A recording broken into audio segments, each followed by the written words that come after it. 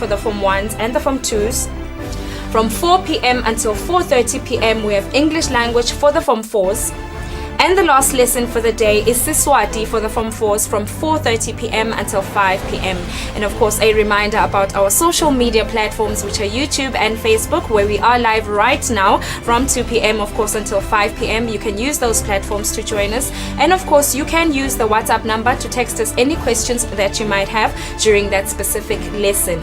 Now, like I said at the beginning of your timetable, the first subject is English language for the grades 1 and the grade 2s, and Pilile Matebula, teacher Matebula, is already with me in the studio. Also joining me in the studio is our sign language interpreter Nombumelelo Hadebe. A very good afternoon, teacher Matebula. How are you today? I'm well, thank you. How are you? I'm doing very well, thank you very much. Today we're doing My Family. Yes, of course. What are you expecting your kids to have learned by the end of the lesson today? Alright, by the end of our lesson today, I expect the learner to respond to questions about family and family members. I expect them to read names of family members, sing songs and rhymes, and also do a photo frame of their own. Alright, it sounds like a very fun and interesting lesson it's going to be. Pilile, you may please begin with your lesson. Good afternoon, dear learner. Welcome to your English language lesson. This is for foundation phase, grade 1 and grade 2.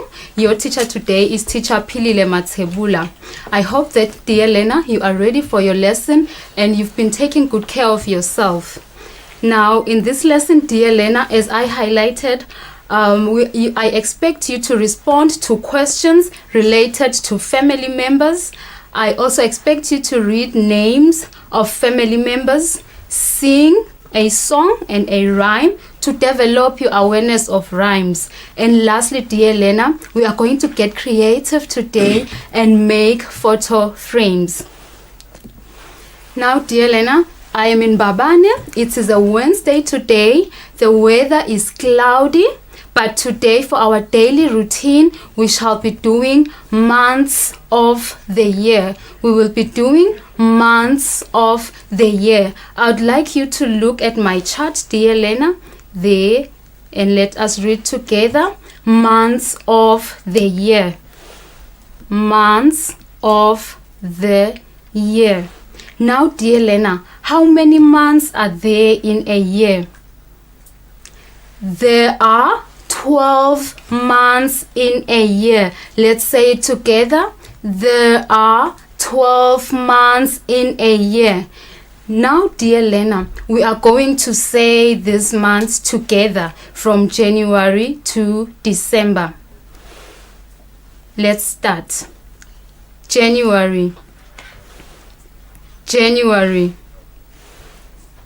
February, February, March, March, April, April, May, May, June, June, July, July, August, August, September, September, October, October, November, November, December, December. Now, there are 12 months in a year. We have said all of them from January to December. Now, dear learner, what month is it now? Good. It is November. There is November. So it is November. What is the month before November? It is October. And the month after November is December. But right now we are in November, which is the 11th month. Thank you so much, dear learner. That's all we have for our daily routine today. Now, dear learner, as I said earlier, Today we are going to be looking at the topic my family. My family. I hope, dear Lena, you remember that on our very first lesson we did a lesson on myself. Now, dear Lena, there can't be you without the people you live with at home. Now, I am sure that you are starting to think of the people you live with at home. It could be your sister, your mother, your father, your grandfather, your brother. Those people are called your family. Now we can say a family is a group of people who live together. A family is a group of people who live together. Now, dear Lena, I would like us to sing this beautiful song. I'm sure that you know this song and we are going to enjoy singing it together. It says, I love you. The title of the song says, I love you. So I'm going to sing the song 2 times, and if you know the song, you can sing along. But if you don't know the song, you just listen. We are going to sing it again together. The song goes, I love you, you love me, we're a happy family, with a warm elbow touch and a kiss in the air. Won't you say you love me too? Again, I love you, you love me, we're a happy family, with a great elbow touch and a kiss in the air. Won't you say you love me too? That was a beautiful song, dear Lena. I hope that you enjoyed. Now let us look at the song together. The song talks about love. The person loves this family member of hers or his. So now here we have the word family. The word family. Now, dear Lena, we all know that in a family we should love each other. And now we are living in the time where we have coronavirus. Hence our song talks about greeting each other with a warm elbow touch, and we kiss in the air because we do not want to spread the virus. So now, dear Lena, we are going to sing the song once more with some action. I hope that you'll be singing along and we enjoy and have fun together. So 1, 2, 3, start. I love you, you love me, we're a happy family, with a group elbow touch and a kiss in the air. Won't you say you love me too? Again, I love you, you love me, we're a happy family, with a warm elbow touch and a kiss in the air. Won't you say you love me too? Wow, I hope you enjoyed the song, dear Lena. Now may we move on and look at this picture together. Here's a picture over there. It is a chart. I'm sure that some of your classrooms had this chart. And this chart shows a picture of people living together. People who live together. And we call these people a family. We call them a family. Now, dear Lena, let us read together the title of our chart. It says, my family. I hope you are reading with me, dear Lena. My family. Good. I hope, dear Lena, that you have already started looking at these people who make up this family. And we call these people members. They are members of the family. It is very nice, dear Lena, to belong somewhere. So these people belong to this family. I guess perhaps this family is the Dlamini family, maybe. It could be the Mathebula family or the Mabuza family. Now, dear Lena, let us look at the family members. Let's look at this boy wearing blue shorts. He is a boy, but in the family we call him a brother. He is the brother. Next to the boy or the brother is a lady wearing a green dress. And she is the mother in the family. She is the mother. Next to the mother, dear Lena, there is a man there. He is wearing a red and blue t-shirt. And how do we call him? He is the father. He is the father.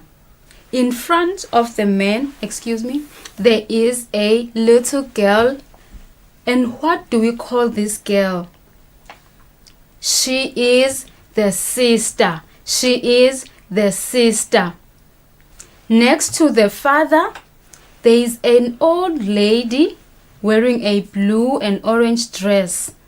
And this one is called, yes, this is the grandmother. This is the grandmother. And there is a little baby sitting on the floor there, and that is the baby sister. That is the baby sister. So, dear Lena, as I said, these are members of the family. These are members of the family. Now, dear Lena, families are different. We come from different families. Can you start thinking about the members of your own family? Well, in my family, I have my mother, my elder brother, then there is me and my younger brother. So there are 4 members in my family. And I wonder how many members are there in your family. I'm sure that you already have counted all of them. Even if your family has 12 people, that is still a family. Now, dear Lena, we are going to be looking at some more pictures of different families. Our next picture there shows another kind of family. It is different from the previous family that we've seen. Dear Lena, do you see a grandmother in that family? No, I can't see one. Do you see a mother? Looks like there is no mother too. But let's look closely at each of them and say who they are. Let's start looking at this one wearing a vest. This one seems to be the sister. This one is the sister. Let's look at the man next to the sister in the family. He is the father. This one is the father. And then there is also this child. He is also a member of this family wearing a pink t-shirt. This one is a sister. This one is a sister. There is one more member, dear Lena. He is behind the sister. And this one is the brother. This one is the brother. Now, there are 4 members in this family. Let's take a look at another family, dear Lena. Here is another family, dear Lena. Remember, I said that families are different. Families are different. So here is another family, dear Lena. It has 3 members. Let's look at the first member over here. This one is a girl, so she is a sister. She is a sister. And then over here there is a lady, and in the family she is the mother. She is the mother. And then the last member of the family over here is the brother. He is the brother. Very good. Now let us look at the next family, dear Lena. I hope it's the last one now. This family has more members. Now, dear Lena, let us look into each one of them. There is the first one. This one is the grandfather. Good. This one is the grandfather.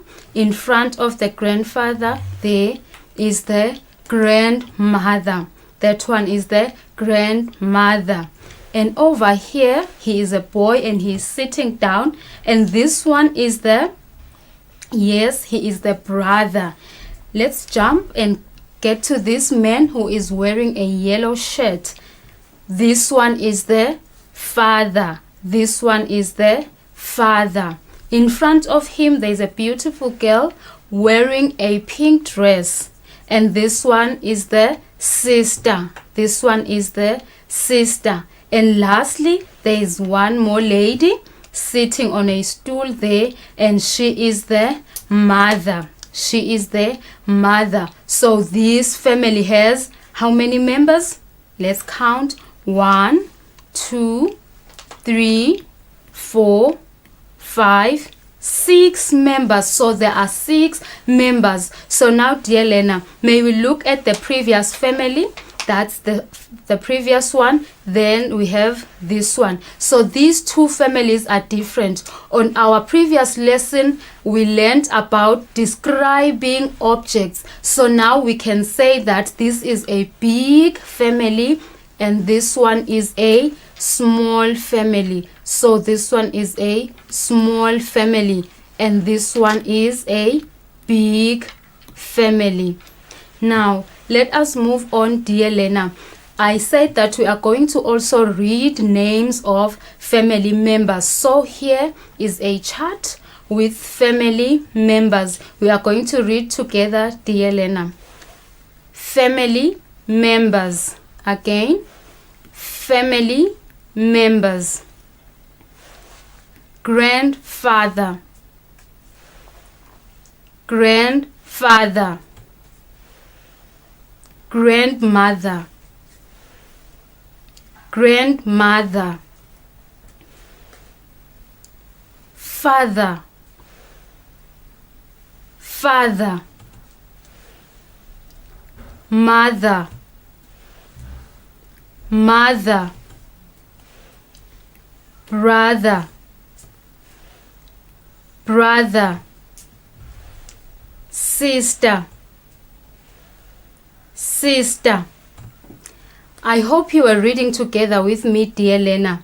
Don't worry that we haven't mentioned the cousins, the uncles, the aunts. They are also part of our families. But for our lesson today, we are just going to learn about the grandfather, the grandmother, the father, the mother, the brother, and the sister. Only those 6. Now, moving on, dear Lena, we are going to sing some more. We are going to have a rhyme now, and it is going to help us master these members of our families. So it goes, this is mother and this is father. We are family, aha. We are family, aha. This is sister and this is brother. We are family, aha. We are family, aha. This is mother and this is father. We are family, aha. We are family, aha. This is sister and this is brother. We are family, aha. We are family, aha. Thank you so much. We can add more family members like grandfather and grandmother and create another verse. It would go, this is grandfather, this is grandmother. We are family, aha. We are family, aha.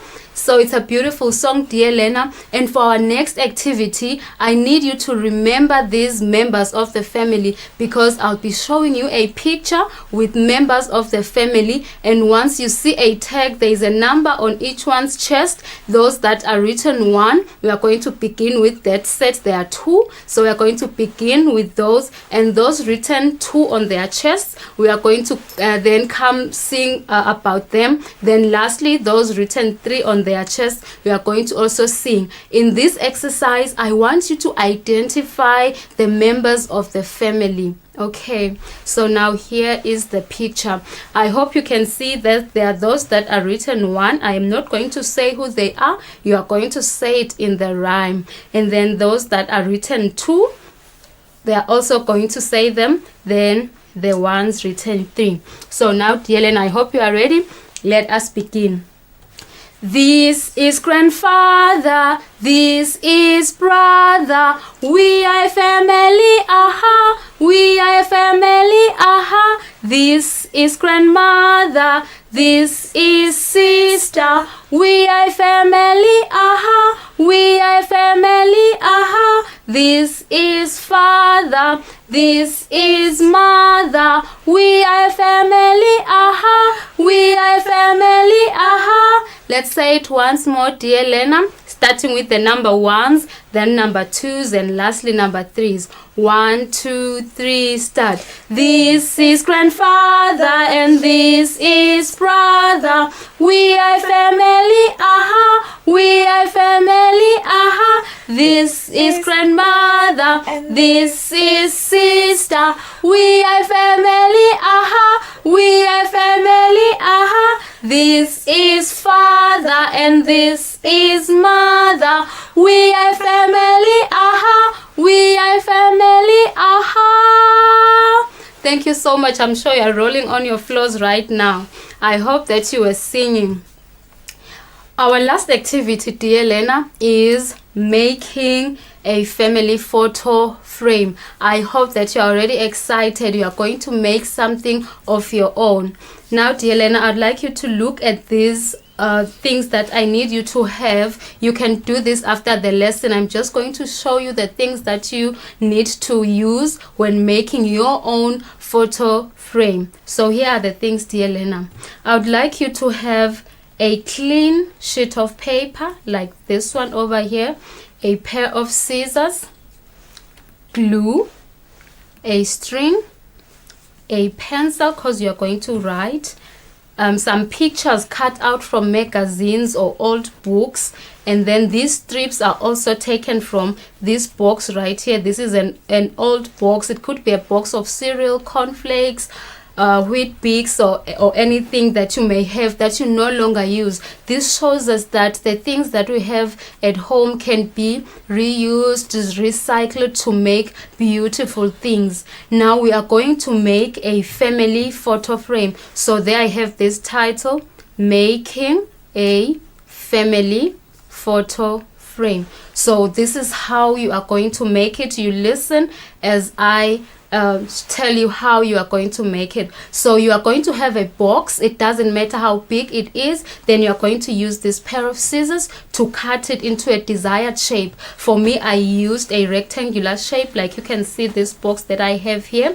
You are then going to paste this white sheet of paper on this box to make your frame white. It could be any other color. Maybe you may love the color red or blue, so you can get a blue sheet of paper and paste it on your box.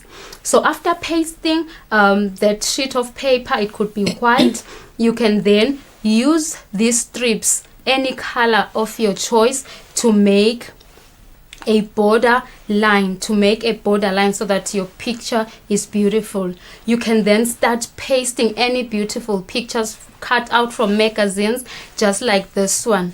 You paste them on. You select any pictures you love the most, and then you are going to make a hole in the middle and the top of your box, so that you can put the string, and you can be able to hang your frame on the wall after asking permission from your parents, of course. So this is how your frame would look like. That one is mine. So the box is now covered with my white sheet of paper. And remember, I said you should have a pencil.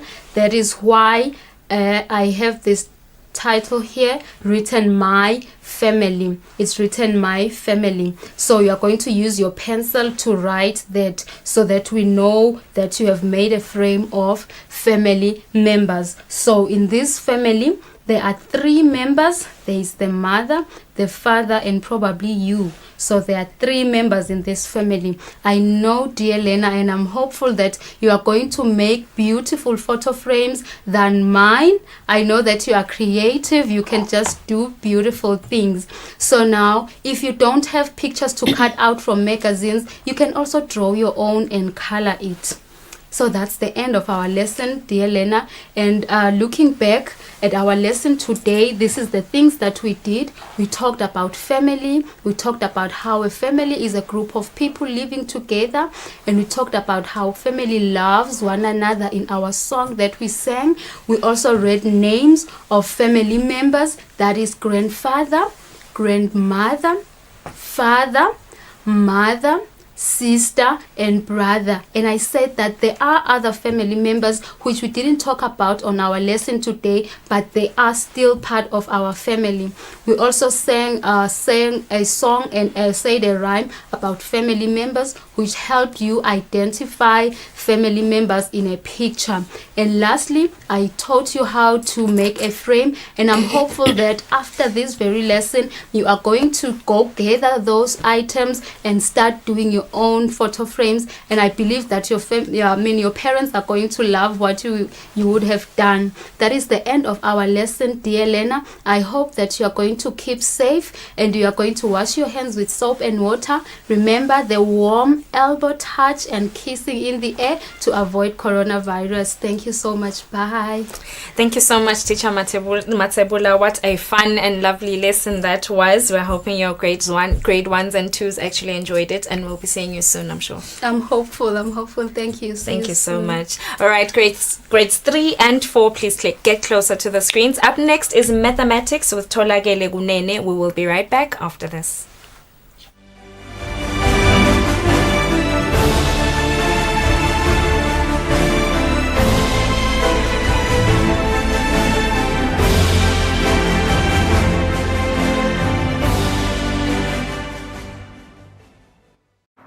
Ever since I was a young girl, I always dreamed of playing golf. I swung and swung and swung until I realized my dream of becoming a professional golfer. The season so far has belonged to Nobuhle Dlamini. With a 5th ranking at the Sunshine Tour Order of Merit, a win in the Joburg Ladies Open, and many other achievements under her name, Nobuhle Dlamini, the ladies golf champion, is part of the Supersport Let's Play family. The hours I spent practicing my golf swing and being physically active ensured that I was mentally sharp for my school books and the golf course. Now more than ever, as we stay away from school and stay indoors, keeping fit and exercise has become critical to maintain a healthy mind and body. Remember to stay safe and play it safe. I'm Nobuhle Dlamini, and I'm proud to be part of the Supersport Let's Play family. Pay your TV license quickly and easily with MTN Momo. Simply dial *007 *3 hash and select option 8 for TV license. Enter your national ID number as your reference and the amount you wish to pay. Then enter your PIN to confirm your payment. Once your payment has been made, you'll receive a confirmation SMS of your payment. If you're a first-time payer, you get another SMS for your TV license. So legalize your entertainment from the comfort of your home. Pay your TV license the easy and convenient way with MTN Momo. Everywhere you go, MTN.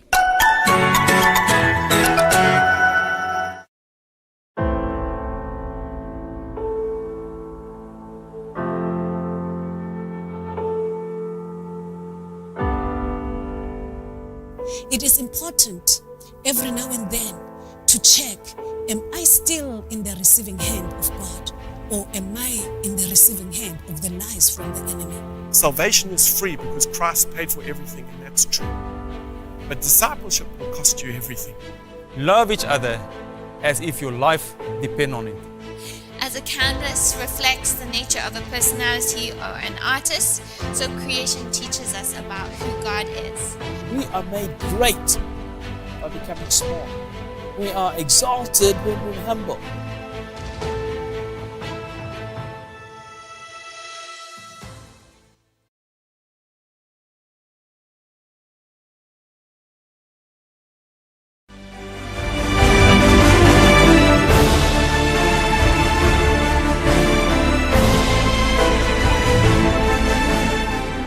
A very, very warm welcome back to Home Study on Eswatini TV, and a very good afternoon to you if you have just joined us. My name is Nowazi Dlamini, and right now we are doing grades 3 and 4 English language with grade 3 and 4 mathematics, my bad, with Tolagele Gunene, who is already with me in the studio. Also joining me in the studio is our sign language interpreter, Nomcebo Dlamini. How are you doing today, Tolagele? I'm very well, thank you, Nokwasi, and how are you? I'm doing very, very well. Today we're doing solid shapes, right? Yes. What are you expecting your students to have learned by the end of the lesson? I expect them to name the solid shape. Okay. And to name the flat shape that make up the solid shapes. All right, okay. Should be a fun lesson for you, grades 3 and 4. And of course, a reminder about our social media platforms. We're live right now on YouTube and on Facebook. And of course, if you have any questions, please feel free to use the WhatsApp number on your screen. Tolagele, you may please begin with your lesson. Thank you, Nokwasa. Greetings, grade 3 learner. Your teacher today is Tolagele Gunene. I will be teaching you mathematics.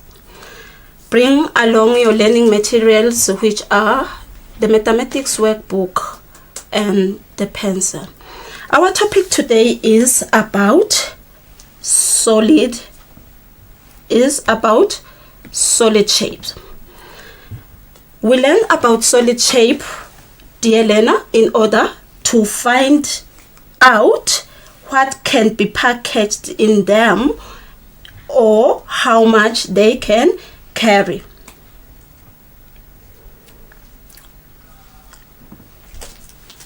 Dear learner, by the end of the lesson, you should be able to name solid shape, identify and name flat shape which make up solid shape when shown on real object.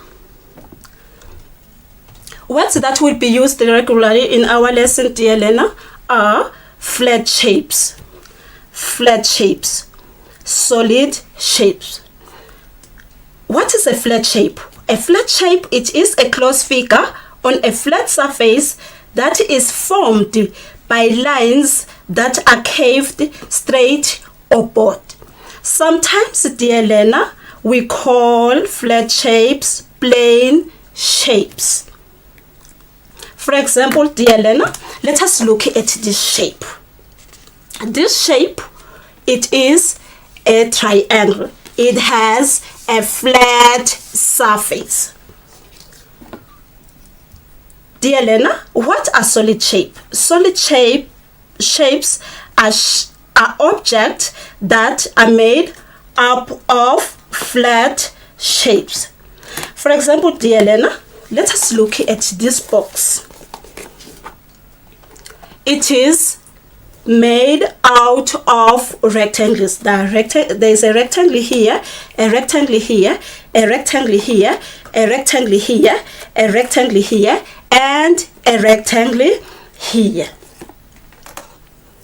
Dear learner, solid shapes have a height. For example, let us look at this shape. The distance from the top to the bottom, it is called a height. Solid shape have an amount of space inside it. Dear learner, I assume that you have learned about flat shapes in grade 1 and grade 2. Now, let us look at this flat shape. What is the name of this flat shape? It is a rectangle. It has 4 sides. Let us count the sides. 1, 2, 3, 4. The opposite sides, dear learner, have the same length. They are equal in length. A rectangle, dear learner, has right angles. What is the name of this flat shape? It is a triangle. A triangle has 3 sides. Now let us count the sides. 1, 2, 3. And 3 corners. Let us count them. 1, 2, 3. Now what is the name of this flat shape? This flat shape, it is a circle. How do we know that this is a circle? When we draw lines from the center,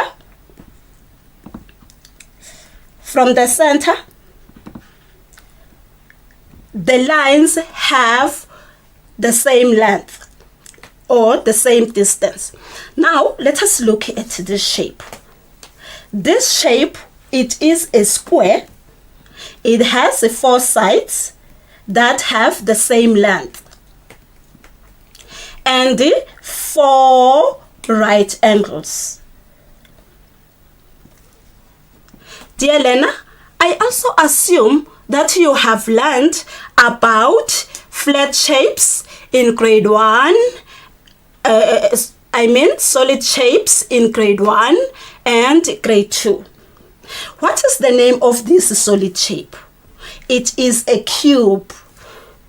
A cube has 6 squares. What is the name of this solid shape? This solid shape, it is a sphere. It has a shape of a round ball. What is the name of this solid shape? It is a triangular prism. It has 2 opposite triangles and 3 rectangles. What is the name of this solid shape? It is a cuboid. A cuboid, dear learner, it has 2 squares that are opposite each other and rectangles and 4 rectangles. What is the name of this solid shape? It is a square pyramid. A square pyramid has a base of a square. It has a base of a square and 4 triangles that meet at the same point. What is the name of this solid shape? It is a cylinder. A cylinder, dear learner, it looks like a can. What is the name of this solid shape? This solid shape, it is a cone. A cone, dear learner, it has a circle and a curved surface and an apex and an apex. An apex. An apex, dear learner, it is a corner that is opposite the base. The base here, it is the circle. What is the name of this solid shape? It is a rectangular prism. It is made out of rectangles only. Dear learner, the world that we are in, it is filled with solid shapes. Wherever you are, there are solid shapes. Now, dear learner, let us look at this object.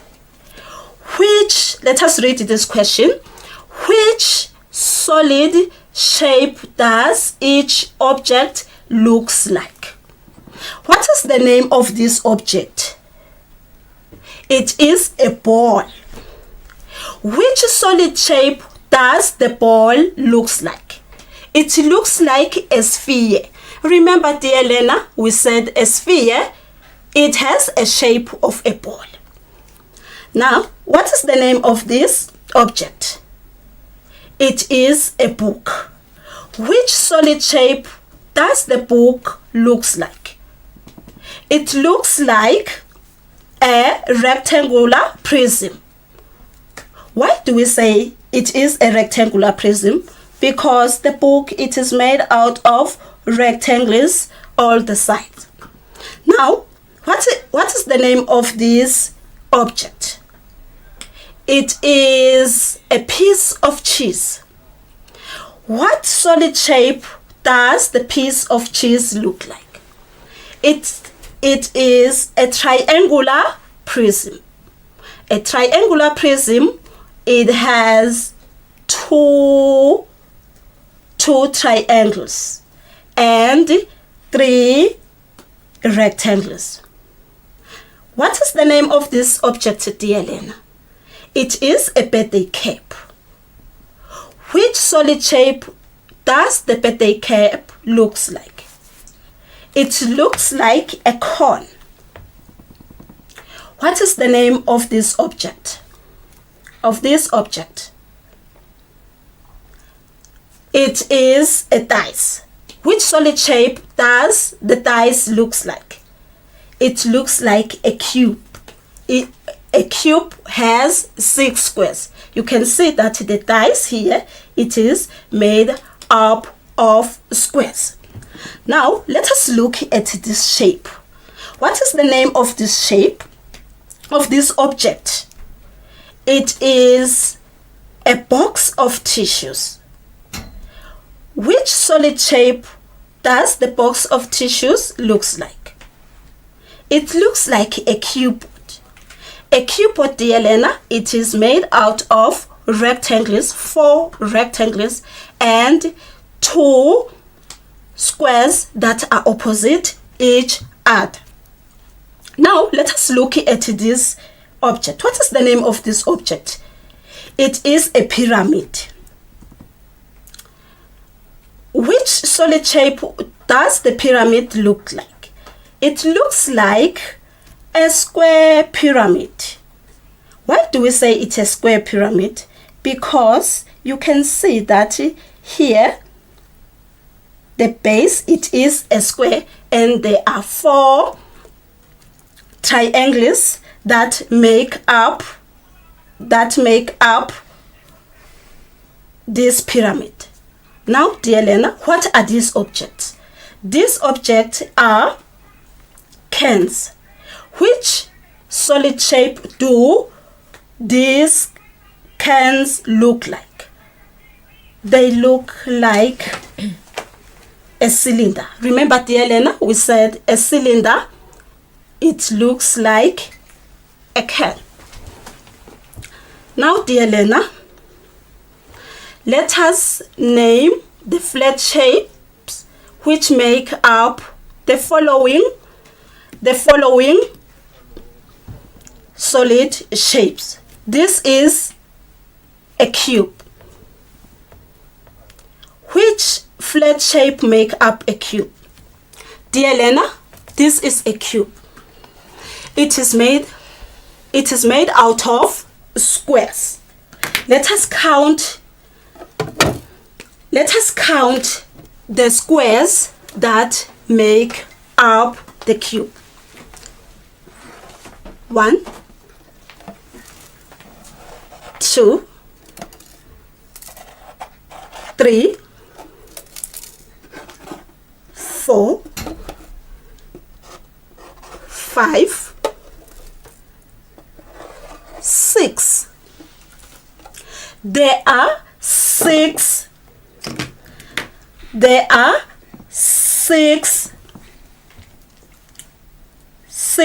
squares that make up a cube. Now, dear Lena, let us look at this object. What is the name of this solid shape? It is a triangular prism.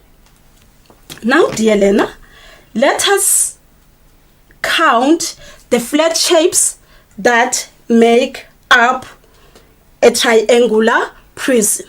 A triangular prism, it has 2 triangles. Let us count them. 1, 2. So that's why we have 2 triangles here. 2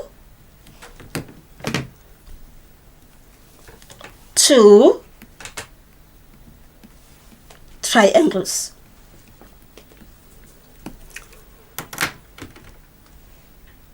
it is the triangular prism. It is also made up of rectangles, 3 rectangles. Let us count the rectangles. 1, 2, 3. There are 3 rectangles. There are three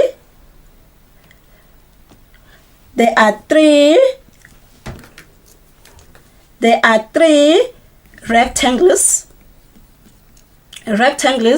that make up the triangular prism. Now, dear learner, let us look at this shape. This is a cylinder. A cylinder, dear learner, it looks like this object. It has 2 circles. It has a circle here and a circle here. There are 2 circles that make up a cylinder. A cylinder, it is also made up of a rectangle, a folded rectangle. Now, dear learner, let us do this activity.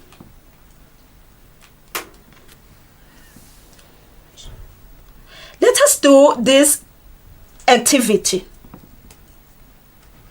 Let us look at this picture. Let us read the question. Which solid shape can be made using the following net?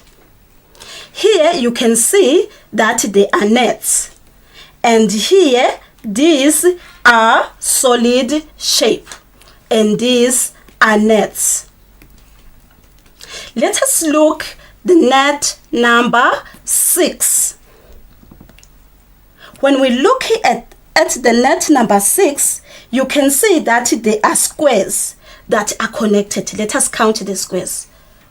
1, 2, 3, 4, 5, 6. There are 6 squares. Which solid shape can we make from 6 squares? We can make a cube. So, dear learner, is this shape a cube? No. Is this shape a cube? No. Is this shape a cube? No. Is this shape a cube? Yes, it is made up of 6 squares. Now we're going to draw a line from the net to the solid shape.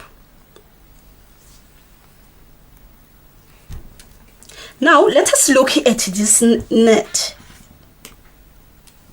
It has a square and 4 triangles.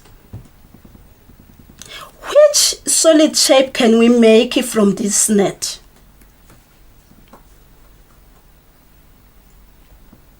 We can make a pyramid, a square pyramid. Is this a square pyramid? No. Is this a square pyramid? No. Is this a square pyramid? Yes. Remember, a square pyramid has a base of a square and 4 triangles that meet at the same point, which is called the apex. And the apex, it is the corner that is opposite the base. So now, dear learner, we are going to draw a line from the net to the square pyramid. Now, dear learner, let us look at this net. You can see that there are 3 rectangles, 1, 2, 3, and 2 triangles that are opposite each other. Which solid shape can we make from this net? We can make a triangular prism. Is this a triangular prism? Yes, it is a triangular prism. A triangular prism, it is made out of two triangles that are opposite each other and three rectangles. Now we're going to draw a line from the net to the triangular prism. Now, dear learner, let us look at this net. Net number 9. You can see that this is a rectangle, and this is a rectangle, and this is a rectangle, and this is a rectangle, and this is a rectangle, and this is a rectangle. Which means here there are 6 rectangles on this net. Which solid shape can we make from these 6 rectangles? We can make a rectangular prism. Yes, what is the name of this shape? This solid shape. It is a rectangular prism. It is made out of rectangles only. So we're going to draw a line from the net to the solid shape, which is called a triangular prism. Dear learner, do an exercise on page 45 and 46 in your workbook, where it says write the name of each solid shape. You can ask your parents to help you and check your work if it is correct or incorrect.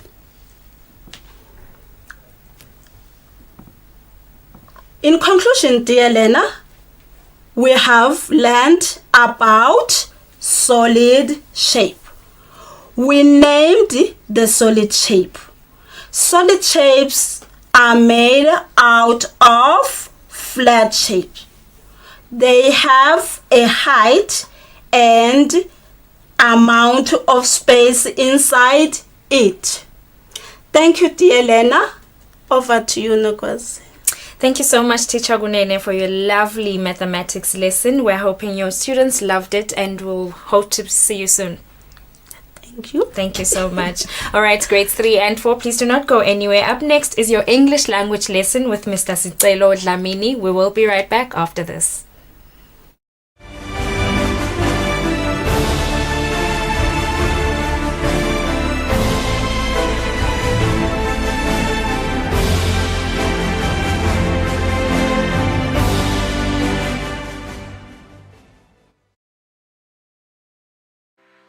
Buhle bethu imvelo yethu, buhle bethu tindzawo tethu, indalo yashada nemasiko buhle kwethu, kuvakasha kwethula umthwalo emahlombe ethu, hloma ngwane vuka uvakashe, indlela uyikhombe etindzaweni tethu, temvelo nembukiso ungcebeleke uthathe netitfombe. Lalela ke nangu sonkondlo waseswatini akutekela, ayibeka indzaba ayihlela, kuhle kwelijaha lishela ngiyakutshela, diningi tindzawo longativakashela, hloma ngwane vuka uvakashe la, phana lapha kuvakasha kuyayelapha enhlitiyo kanye nemqondo kuyawuphumuda, kugcinisa buhlobo nebungane losebundenga ndenga, with a trip to Mantenga Falls or a sip among friends of Sibebe Brew on Sibebe Mountain, or perhaps your cup of tea is backpacking and horse riding, sightseeing the seamless streams and springs that stream across the gorgeous valleys of the mountainous kingdoms of Eswatini. We have you covered. Hloma ngwane vuka uvakashe, buhle bethu yimvelo yethu, buhle bethu ngabuthola nasebantwini bethu.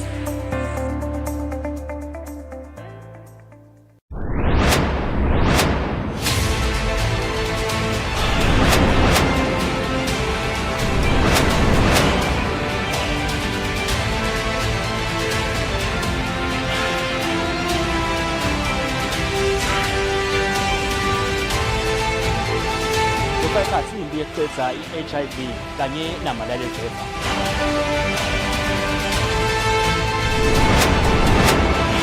Kubika Sibusiso Ngubane anambongwa Dube kaTomindaba kalavumisa Government of Eswatini TV LinkedIn kule nambongwa Dube Stemba bani.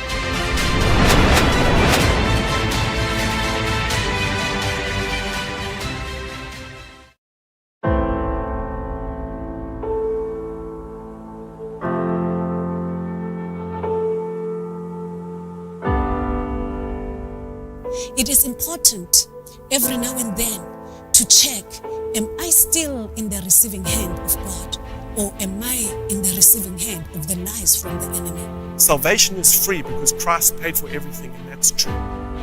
But discipleship will cost you everything. Love each other as if your life depends on it. As a canvas reflects the nature of a personality or an artist, so creation teaches us about who God is. We are made great by becoming small. We are exalted when we're humble.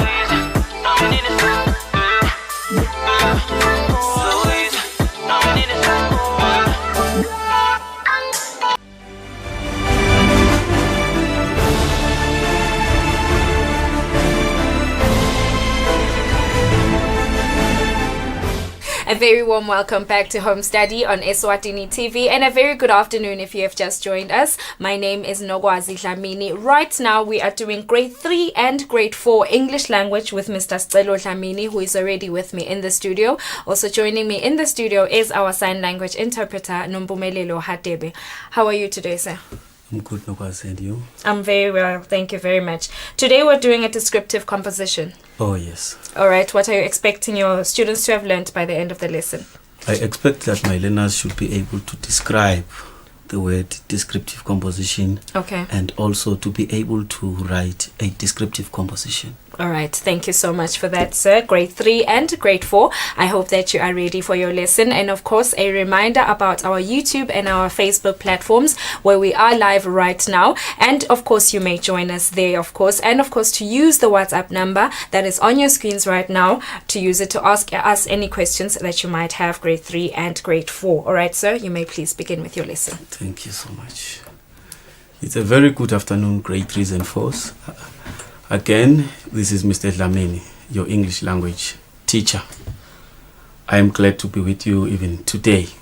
In today's lesson, we are going to look into composition writing, specifically the descriptive composition. Alright, so before we move any step further, I hope you already have your pen if you are in grade 4, your pencil if you are in grade 3, and an exercise book for both classes. Before we move on, dear learner, I want us to do a recap on what we did in our previous lesson. Do you still remember what we talked about in our previous lesson? Oh yes, we looked into some punctuation marks, and then we looked into some sentences. Can you name any 3 punctuation marks that we looked into last time? Yes, we looked into the capital letter, a full stop, and a comma. Alright. We also looked into some different types of sentences, one of which is the simple sentence. Can you give me an example of a simple sentence? Oh yes, you can, dear Lena. You can say, Musa is playing. So that is a simple sentence. Without any waste of time, dear Lena, let us move on and look into our today's objectives. So by the end of today's lesson, you should be able to define a descriptive composition. Remember, I said we are looking specifically into a descriptive composition. Number 2, you should be able to discuss how a descriptive composition should be written. Should be able to discuss how a descriptive composition should be written. And then number 3, you should be able to write a descriptive composition. Should be able to write a descriptive composition. All right. So let us move on with our lesson. What is a descriptive composition? What is a descriptive composition? This is writing that describes. It tells us more about a person, a place, an event, or anything. So it tells us more about a person, a place, an event, or anything. All right, dear learner. So here are different types of people that you can probably describe. You can describe yourself, mother, your favorite teacher. And here are some places that you can describe. You can describe your school, for instance, your beautiful school, because it is beautiful as always. You can describe your home, church, and the shop as well, where we buy bread, for instance. All right. Here are a list of some things that you can also describe. You can describe a tree, a pet, a book, or a car, probably your father's car. So you can also describe your father's car.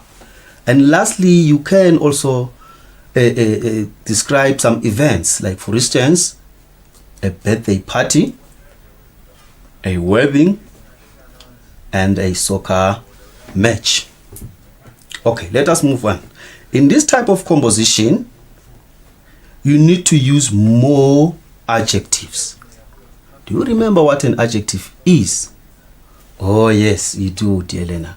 We said that an adjective is a word that describes a noun, which means an adjective tells us more about a noun.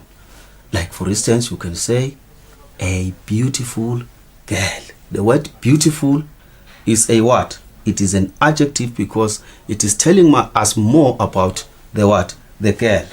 Okay. So in this case, we do have an example there, which is a beautiful tree. We also can say a shy what? A shy girl. So let us move on, dear learner.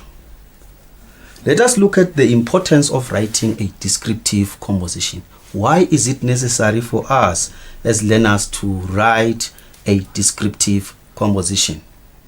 It is important to write a descriptive composition because it helps you to develop the skill of writing. So it is important because it helps you to develop the skill of writing. So when writing a descriptive composition, you learn how to write. So let us move on. It is also important because it enables you to be creative. What's the meaning of the word creative? It means to be able to start writing something of your own. Okay, let us move on. It is also important to write a descriptive composition because it gives you the skill of describing things.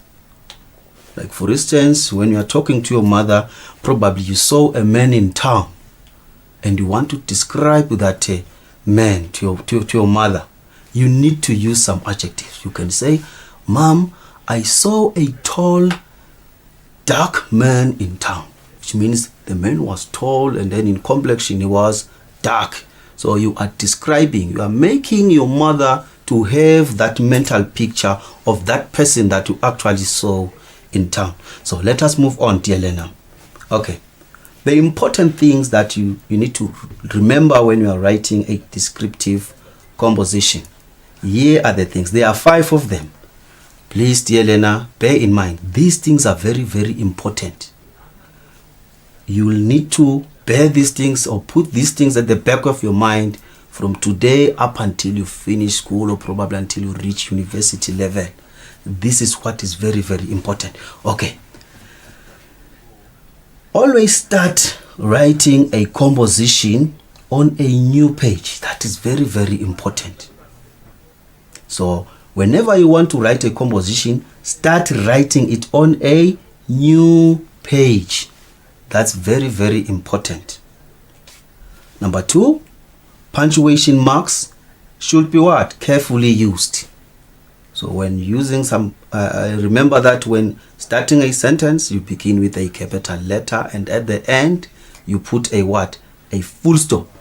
And if it's a name of a person, capitalize the first letter of that name of that person. That you need to know, dear learner. Number 3, paragraphs should not be very long. Remember at the beginning I said you start writing a composition on a new page. Don't write just one paragraph from the first line of the page to the bottom line of the page. Don't do that. There must be some paragraphs. There must be some paragraphs. Number 4, you need to skip one line between the paragraphs. Don't skip 2 lines. Yes, some learners, they normally want to skip 2 or 3 lines because they just want to finish up. They want to fill up the page. Don't do that. Just skip 1 line after writing probably the first paragraph. You skip another line after writing the second paragraph so that your work could look neat. Alright, let us move on. Number 5. In a paragraph, you should write and describe one thing. In a paragraph, you should write and describe one thing. We call that particular thing the main idea.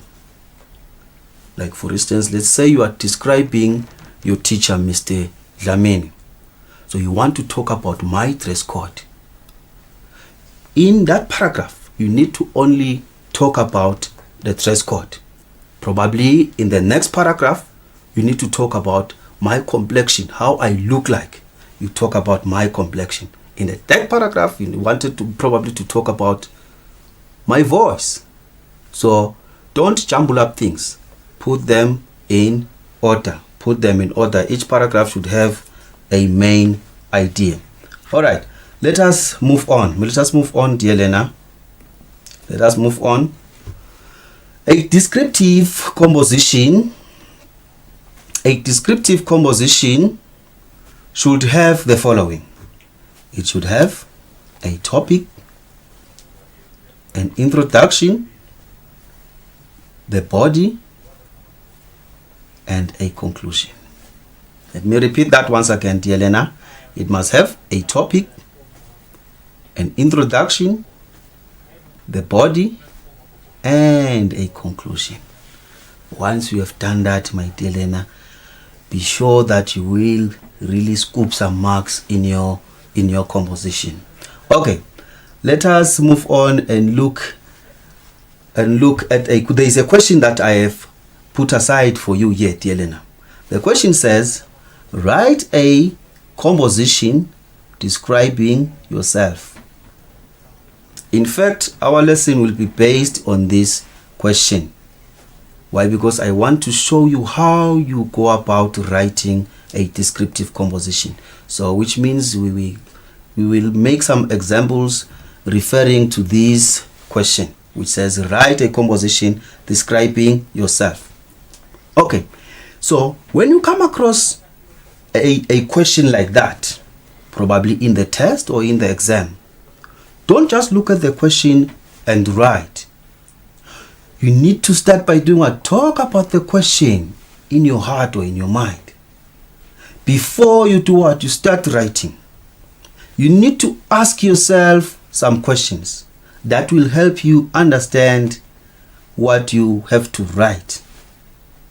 Like for instance, in that question, there are some keywords there.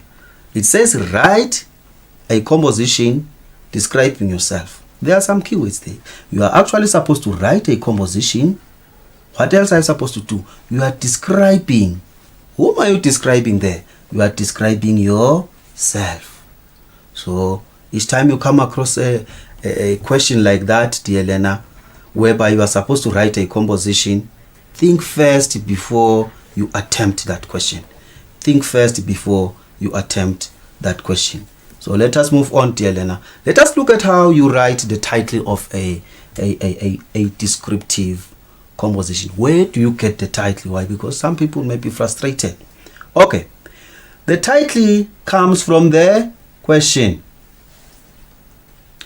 Each and every first letter of the word in the title should begin with a capital letter. The title must be neatly underlined.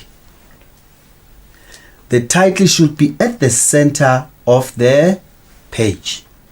Like for instance, do you remember the question? It says, write a composition describing yourself. Alright? So now we are supposed to write. You are describing yourself. Here is our title there. Here is our title there. Remember, you write the title where? In the middle of the page. And the page should be a clean page. Begin writing a composition on a clean sheet of paper. That you should note. So let us move on. Let us move on to the introduction. What is the introduction? This is where you tell us about what you will be talking about in a few words. Which means you use a few words to tell us what is it exactly that you want to write about in your composition. It should not be too long, which means your introduction should not be too long.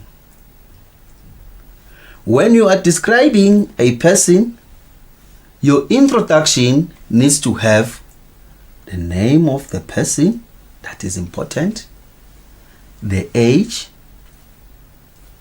the gender, and maybe the what? The height. Let us revisit that one again.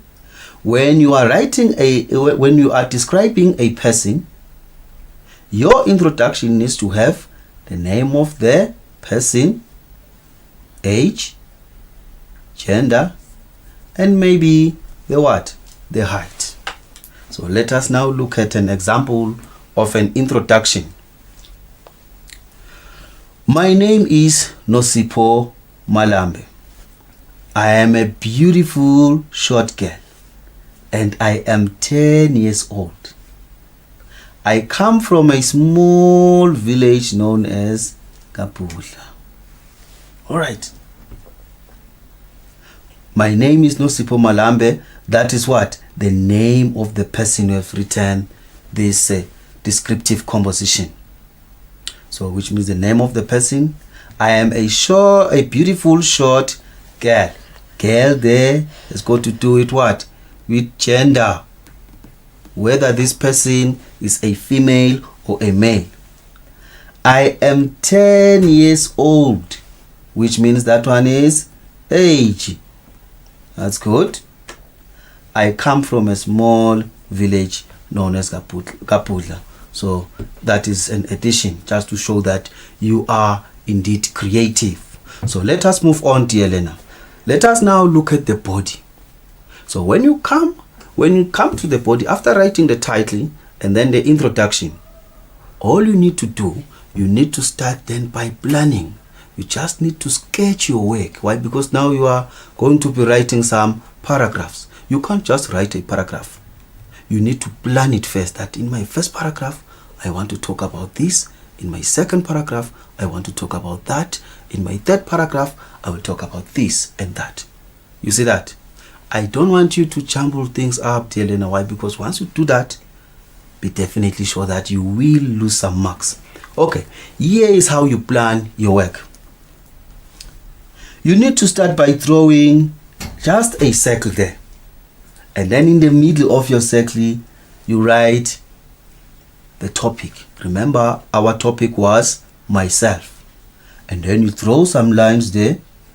You think, what is it that you want to talk about? Because the question says, write a descriptive composition about yourself. So probably in the first paragraph, you can talk about some family members. In the second paragraph, you may want to talk about the games that you play. In the third paragraph, you may want to talk about your favorite food. For instance, you may want to describe your favorite food and say, my favorite food is beef stew and rice, and so on and so forth. And then probably in paragraph 4, you may want to talk about the things that you like and the things that you don't like. So once you have done that, dear learner, you do this on a scrap sheet of paper. Please get me clear on that one. You do the planning on a scrap sheet of paper. Why? Because you have written your topic, you have written your introduction, and then you go to your scrap sheet of paper. You are planning. In my first paragraph, I will talk about family members. In my second paragraph, I'll talk about the games that I play with my brothers and sisters at home. In my third paragraph, I will talk about my favorite food. And then probably in the last paragraph, which is paragraph 4, I will talk about the likes and dislikes. And then after you have done that, you go back to what? To where you are writing. You choose. Now, probably you want to talk about family members. You pick that one. Alright, let us move on. Here is an example of a paragraph. I have 6 family members. My father is the oldest in the family, and my mother comes next. I have 2 brothers, and their names are Sandile and Sipo. My little brother Sipo is the youngest, and he is very troublesome. He likes taking our shoes and throwing them into the dirty dog heart. How painful is that? Sometimes he demands for our red toy cars when he sees us playing with them on the floor. There is this thing that I want us to note here. Let us go back to the plan. In our plan, we said that we will talk about family members. Alright, let us move on to our paragraph there. At the beginning, I've said I have 6 family members. We call that the what? This is our topic sentence. This is our topic sentence, which means the other sentences are supporting sentences. But then the main idea here is all about family what? Members. Family members.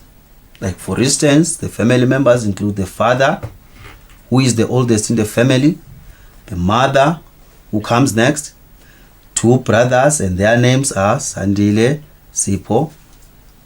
And then there is something that is being done by who? By the little brother here. There's something that he does. He is what? He is the youngest, and he is very, very troublesome. This is what he do. He is very, very troublesome. He likes taking our shoes and throwing them into the dirty dog heart. Sometimes he demands for our red toy cars when he sees us playing with them on the floor. Again, there is another thing which I want you to notice here. Do you remember that we are talking about, here we are looking into the descriptive composition. Here there are also some adjectives here. Like for instance, I have 6 family members. The word 6 there is an adjective. My father is the oldest in the family. Again, that one is an adjective. And my mother comes next. I have 2 brothers, and their names are Sandile and Sipo. My little brother, little there is an adjective. Sipo is the youngest. Youngest is another adjective. And he is very, very troublesome. He likes taking our shoes and throwing them into the dirty is our adjective again. Dog is our adjective again. Likes taking them and throwing them into the dirty dog hut. Sometimes it demands for our red, that is an adjective. Toy, another adjective. It demands for our red toy cars when it sees us playing with them on the floor. So that is how we write a paragraph. There must be the topic sentence. Where do you get some of the words that you put in the topic sentence? You get them from the plan. In this case, we have indicated in the plan that we'll be talking about family members. And again, in my first sentence, which is the topic sentence there, I have included the words family members. And the other sentences are supporting sentences. They are giving us more information about the family members that you have mentioned in the first sentence. So let us now move on, dear learner. Let us look at how you write the conclusion of a descriptive composition. In the conclusion, you have to show how you feel about what you have written in the story. So in the conclusion, you have to show how you feel about what you have written in the story.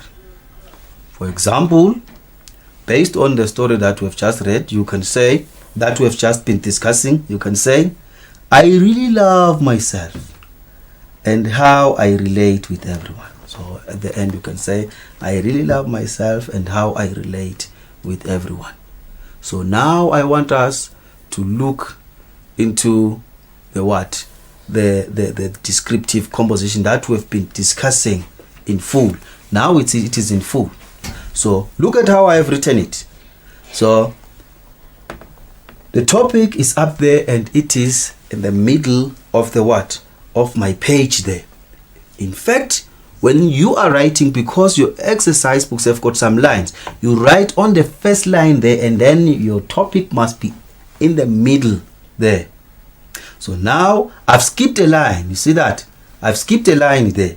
And then I've written my introduction. That is my introduction there. So my name is Nosipho Malambe. I am a beautiful short girl and I am 10 years old. I come from a small village known as Kapula. Again, I have skipped a line there. Remember, I have emphasized on the importance of skipping some lines so that your work could look neat. Look at how my work looks.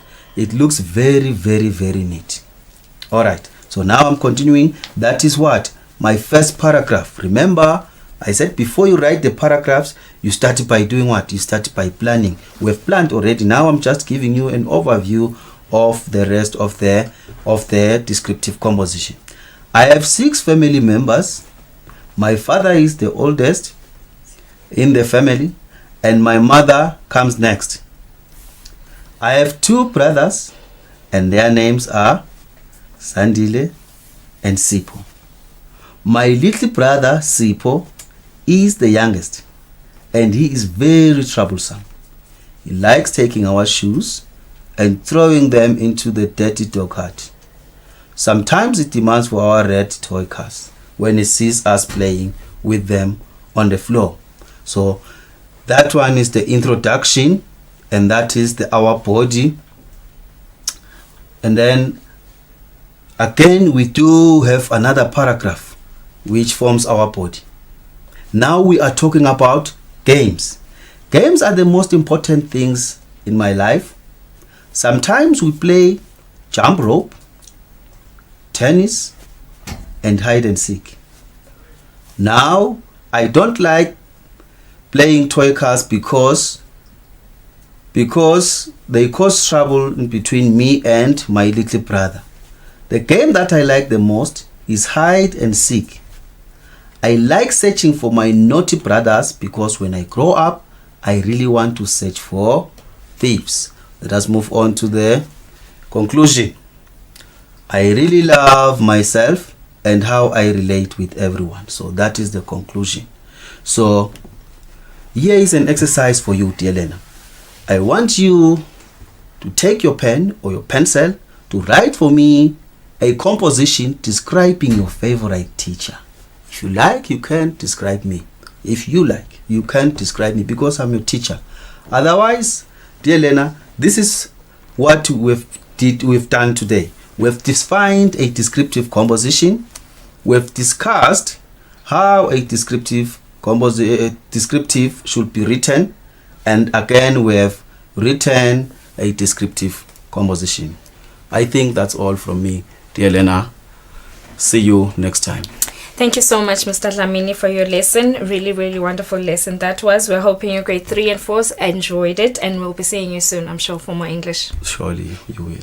Thank you so much. Form 1s and Form 2s, please get closer to your screens. Up next is Nomfundo Dlamini, whom you will be doing religious education with. We will be right back after this.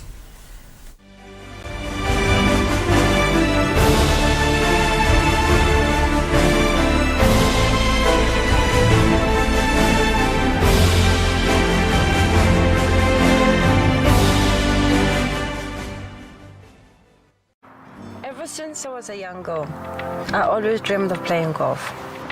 I swung and swung and swung until I realized my dream of becoming a professional golfer. The season so far has belonged to Nobukhle Dlamini. With a 5th ranking at the Sunshine Tour Order of Merit, a win in the Joburg Ladies Open and many other achievements under her name, Nobukhle Dlamini, the ladies golf champion, is part of the Supersport Let's Play family. The hours I spent practicing my golf swing and being physically active ensured that I was mentally sharp for my school books and the golf course. Now more than ever.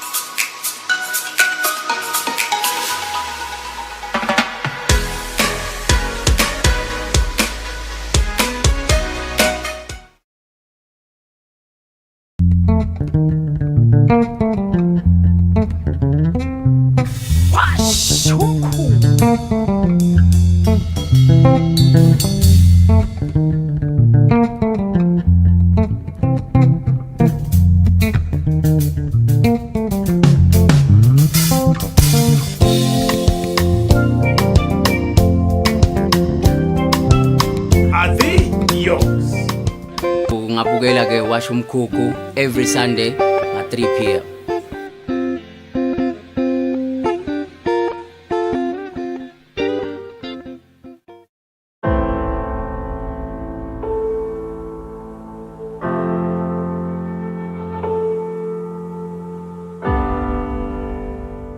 It is important every now and then to check, am I still in the receiving hand of God? Or am I in the receiving hand of the lies from the enemy? Salvation is free because Christ paid for everything, and that's true. But discipleship will cost you everything. Love each other as if your life depends on it. As a canvas reflects the nature of a personality or an artist, so creation teaches us about who God is. We are made great by becoming small. We are exalted when we're humble.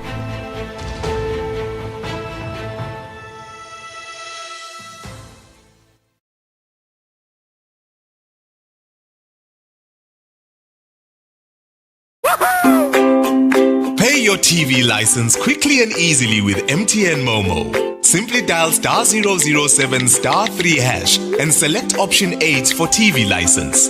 Enter your national ID number as your reference and the amount you wish to pay. Then enter your PIN to confirm your payment.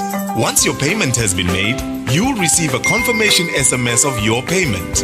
If you're a first-time payer, you get another SMS for your TV license. So legalize your entertainment from the comfort of your home. Pay your TV license the easy and convenient way with MTN Momo. Everywhere you go, MTN.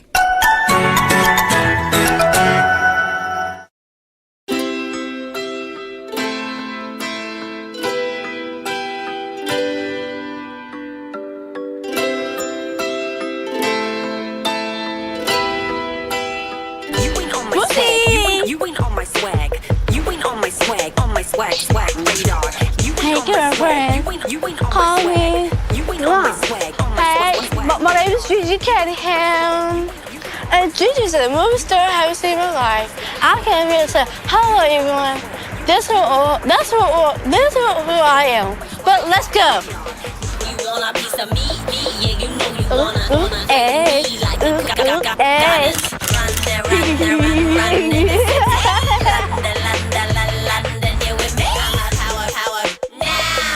Cowabunga with the boom, boom, pow. You ain't on my swag, swag radar.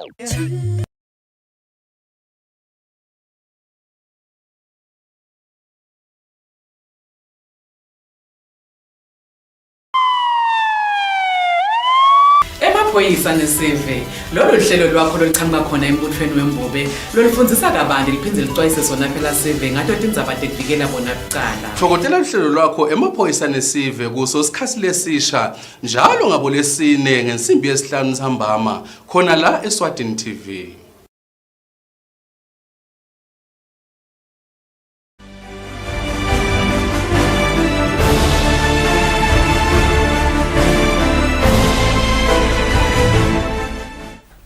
Welcome back to Home Study on Eswatini TV. My name is Nogwazi Dlamini. A very good afternoon to you if you have just joined us. Right now we are doing religious education for the Form 1s and the Form 2s with Nomfundo Dlamini, who is with me in the studio.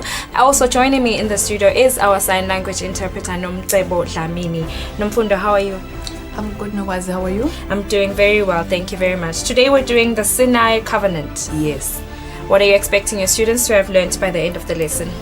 Just to appreciate the covenant that God made with his people. Alright, okay, I'm assuming they'll be needing their RSV Bibles as well. Exactly. Alright, Form 1s and Form 2s, I hope you're ready for your lesson. And of course, you have your RSV Bibles handy with you right now. And of course, to remind you that we are live on YouTube and on Facebook right now. And if you have any questions, Form 1s and Form 2s, please use our WhatsApp number, which is on your screen right now. Nomfundo, you may please begin with your lesson. Thank you, Nogwazi. Very good afternoon, my dear Form 1s and my dear Form 2s. Welcome to our RE lesson. We are looking at the Sinai Covenant. As Nogwazi has already said, we want to appreciate the covenant that God made with people, because this covenant still exists even today with people of this day. Before we move on, as she has said, I hope your RSV Bibles are ready with you. Your RE Book 1 is with you. Your notebooks, because it will be best for you to take notes as the lesson progresses. Let us look at the lesson objectives. By the end of this lesson, I expect that you should be able to describe how the Sinai Covenant was made. You should also be able to outline the contents of the 10 commandments, because the Sinai Covenant consists of the 10 commandments. So you should be able to outline those the contents of the 10 commandments. Also, you should be able to explain how the Israelites had to prepare themselves to meet God. And also, you should be able to explain what is revealed about God in the Sinai Covenant. And lastly, you should be able to explain the importance of the Sinai Covenant. Why is it important? Okay. Now, we shall remember in our previous lesson, in our previous RE lesson, how God delivered the Israelites from slavery in Egypt. You will remember how God provided for his people in the wilderness. He provided them with manna, showing that he was a loving and caring God to his people. Why did God do that? God wanted the Israelites to be his own possession, his own people. So, as his own people, God had his own desires or his own rules, laws that he wanted these people to follow. He could not just let them to do as they pleased. They had to follow God's laws. Okay. So God, when they got to the Sinai desert, after God had been with them through the wilderness, they reached the Sinai Covenant. And that was 3 months after the Exodus. So for 3 months, they have seen God. For 3 months, they have been with God. They have seen God being a loving and caring God. So now God thought that these people were ready to be his possession. So God decided that this was the right time for him to make a covenant with these people, because God felt that their faith in God had grown. So God saw that they were ready to receive his commandments. They were ready to be his possession. Let us now look, dear learners, at the making of the Sinai covenant. This you shall find in the book of Exodus 19 verse 1 to 9. How was the Sinai covenant made? God instructed Moses to go up to the Sinai mountain, to Mount Sinai, to meet with God. So Moses followed the instruction from God as given. He went up to God at Mount Sinai. This is where God told Moses to remind the Israelites how he had freed them from slavery and how he had been caring to them throughout the 3 months that they had lived in the wilderness after leaving Egypt. So God gave the instructions to Moses, the commands to Moses, so that Moses will pass them on to the people. This is what God said. He said Moses should tell his people that if they obeyed his commands, God was going to, if they obeyed his commands and keep his covenant, God was going to make them his possession. So they were to keep God's covenant, they were to obey God's commands, then, only then, will they be able to be God's possession. So Moses went down to the people and he told them exactly what God had said to him. So this is what God said to the people, and Moses told them exactly what God had said to them, that they should obey his commands and that they should keep his commandments, and the benefit of doing that is that they will be God's possession. That is what Moses said to the elders. This instruction was given to the elders. And the people received this very well. They all said together in one accord, all that the Lord had spoken, we will do. So they agreed that they will obey God's commands, they will keep God's commandments. So Moses reported back to God what the people had said. So God told Moses that he had a desire to meet with these people so that the people will know that God indeed exists. God told Moses that he will come to the people in a thick cloud. So they had to prepare themselves to meet God, as God had said to Moses that he was going to come to the people. So how did the people prepare themselves to meet God then? If you read Exodus 19, the same chapter, from verse 10 to 13, you will find that the Israelites here are preparing themselves to meet with God. And where were they to meet God? At Mount Sinai. Remember, Moses had gone up to meet with God, and then he went down to the people to report what God had said to him. This is what God had said. This is what God said the people should do in preparation for their meeting with God, which was supposed to be on the 3rd day of the day in which Moses met with God. So God told Moses to consecrate the people for 2 days. These people had to be purified because God is a God who wants pure people. God does not like dirt, either in the heart or anywhere else. So these people had to be consecrated in preparation for their meeting with God, and that should be done for 2 days. Then on the 3rd day they will meet with God. God also instructed them to wash their garments. Remember, I've said that God is a clean God. He doesn't want any dirt, either in the heart or even outwards. So they had to wash their garments so that they are clean when they meet with God. God said that they must not go near a woman. He said that they must not go near a woman. That is to mean that they were not supposed to have sexual intercourse. They were not supposed to have sexual intercourse until the day they meet with God. And God also gave a very strict instruction that Moses should set bounds for the people. He said Moses should set bounds for the people, ensuring that they don't go up to the mountain or even touch its boundaries. This is the mountain in which God will be.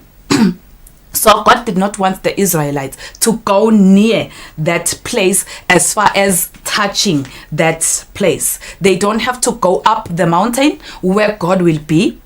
They must not be close enough to touch it. They must have a safe distance. And God said that anyone who was going to touch the boundaries or go up the mountain should be killed. And he said that he should not be touched by anyone. He should either be shot or be stoned. But he should be killed for disobeying God. Then we learn that God wants people to be obedient to him. God does not like people who disobey his commands. Thus he said that anyone who disobeys his commands should be killed on that day. So Moses warned the people, as God had said, that whosoever touches the mountain will be put to death. That is to say that whosoever touches the mountain will be killed. Okay. Now that the people had prepared themselves to meet with God for 3 days, then comes the actual meeting with God. Then they met with God at Mount Sinai. If we read the same chapter, Exodus 19, verse 16 to 25, you will get this. On the third day,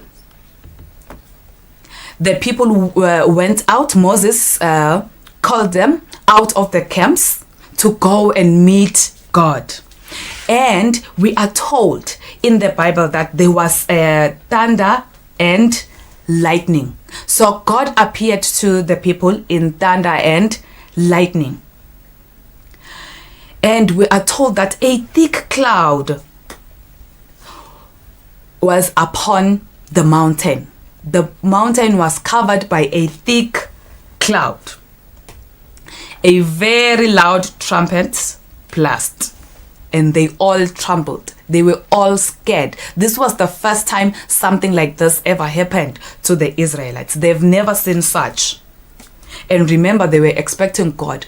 Already they did not know God. They were eager to meet with God, but they knew that God was a powerful person. They had seen that God was very powerful. That is why they were afraid when God appeared to them in thunder and lightning. They did not know what will happen to them. So Moses brought them out of their camps to meet God. God descended to the mountain in fire, and the mountain was wrapped in smoke, was covered in smoke.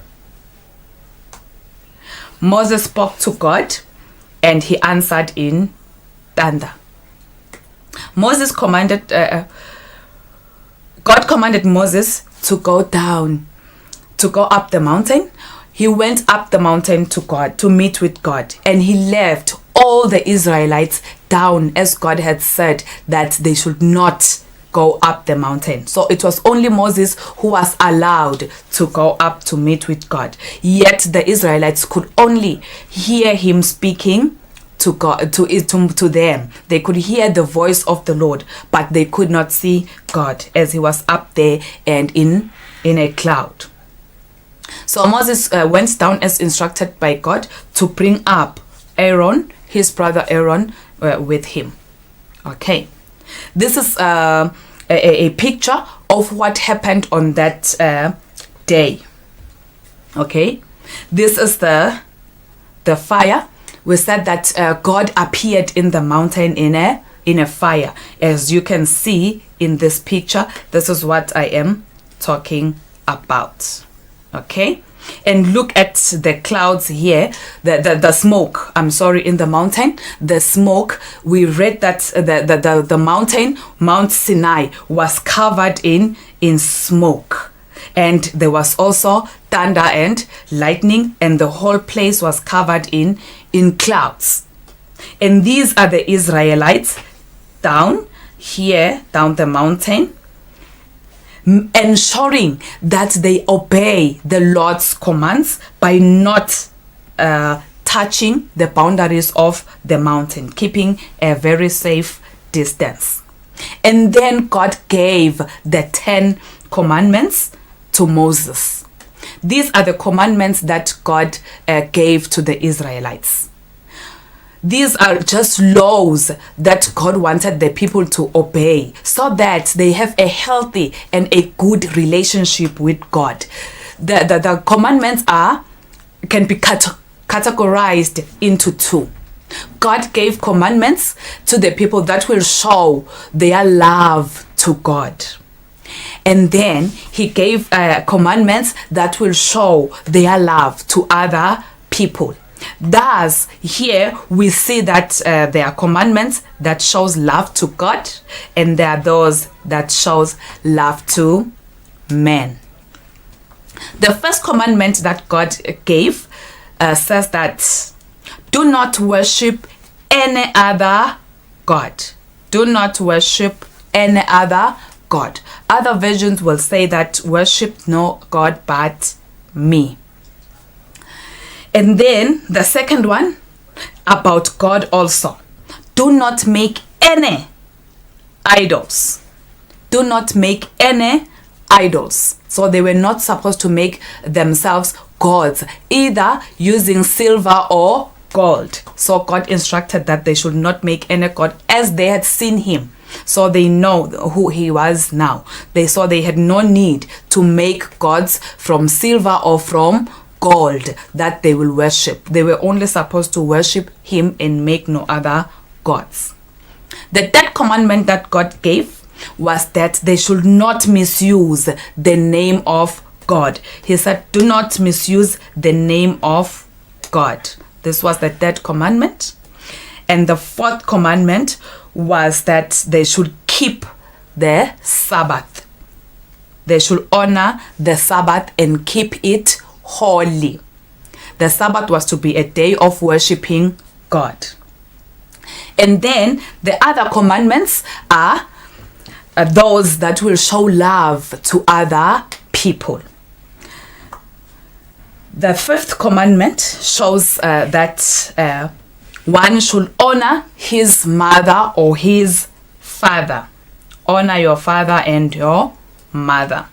The sixth one, do not murder. No one was supposed to kill any other person. The seventh one, do not commit adultery. The eighth one, do not steal. The ninth one, do not lie.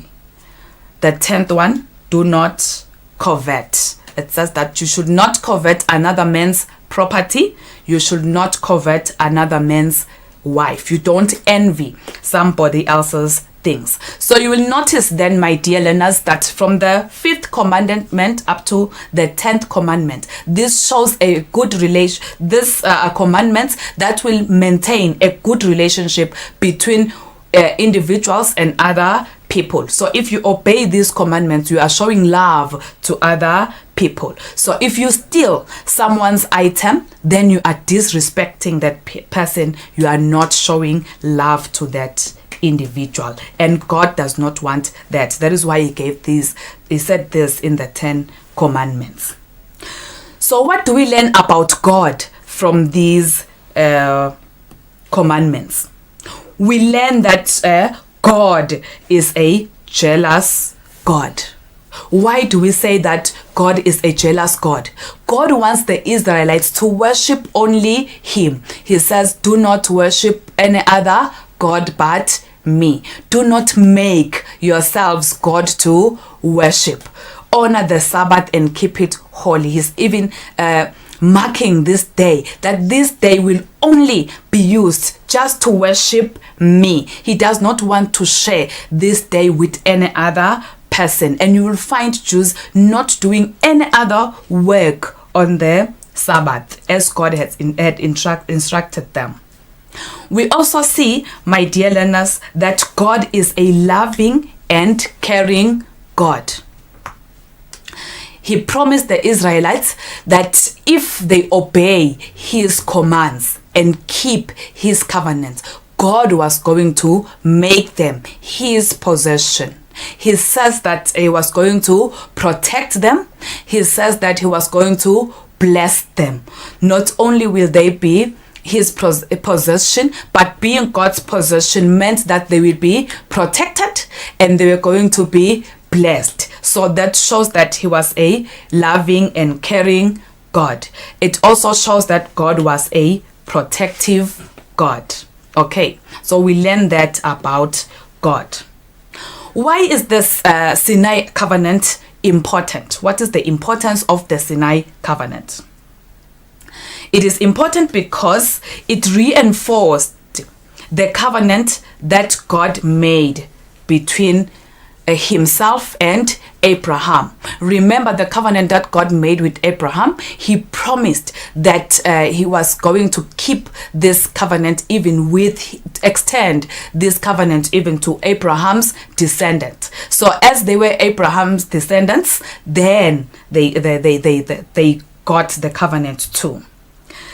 Also, it is important because it states what the Jews will do as their side of the covenant. They were to obey God. They were to love God. They were to respect one another. So it is clearly stated in the covenant. Also, it is important because through the covenant, they received God's promise to always stay with them. So they were always reminded through the covenant that God was with them. Also, it presents the Jews as God's chosen people. So each time they look at the covenant, they will remember we are God's chosen people. We are God's chosen nation. And lastly, we can say that it became the cornerstone of the Jewish nation. The Jews here regarded themselves as a new nation who lived under the worship of one God. So their lives had changed, their identity had changed. So this new nation had a very strong cornerstone, which was their covenant between themselves and their God. So this makes the covenant very important. This is a short exercise that I want you to do at home after the lesson. You answer this question. It's an evaluation question.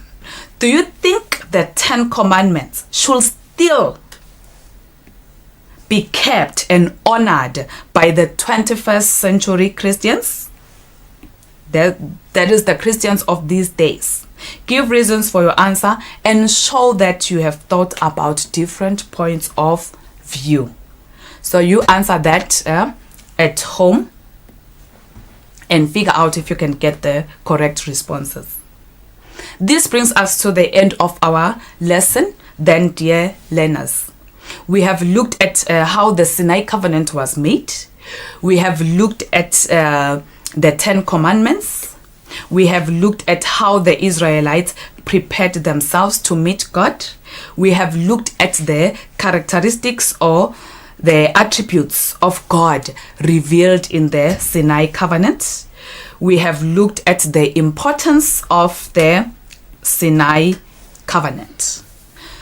In preparation for our next lesson, please read the breaking and the renewal of the Sinai Covenant in chapter 20 and chapter 21 of the book of Exodus.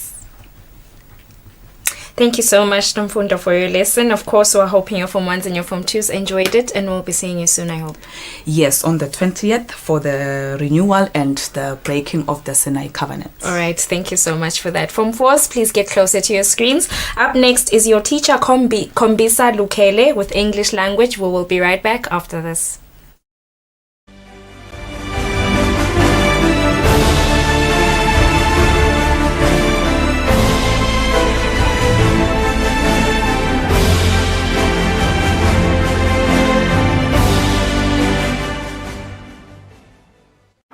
Ever since I was a young girl, I always dreamed of playing golf. I swung and swung and swung until I realized my dream of becoming a professional golfer. The season so far has belonged to Nobuhle Dlamini. With a 5th ranking at the Sunshine Tour Order of Merit, a win in the Joburg Ladies Open and many other achievements under her name, Nobuhle Dlamini, the ladies golf champion, is part of the Supersport Let's Play family. The hours I spent practicing my golf swing and being physically active ensured that I was mentally sharp for my school books and the golf course. Now more than ever, as we stay away from school and stay indoors, keeping fit and exercise has become critical to maintain a healthy mind and body. Remember to stay safe and play it safe. I'm Nobuhle Dlamini and I'm proud to be part of the Supersport Let's Play family.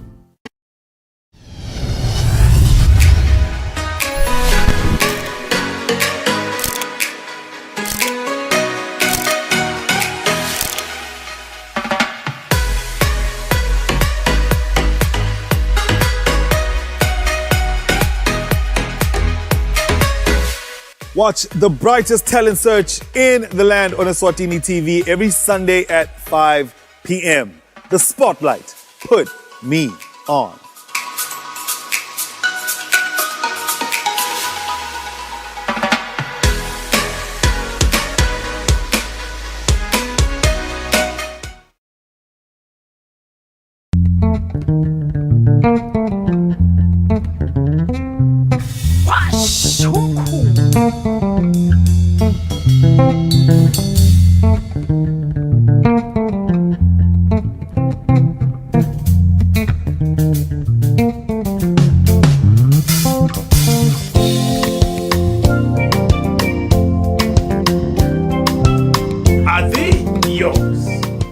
Ungabukela ke washa umkhukhu every Sunday at 3 p.m.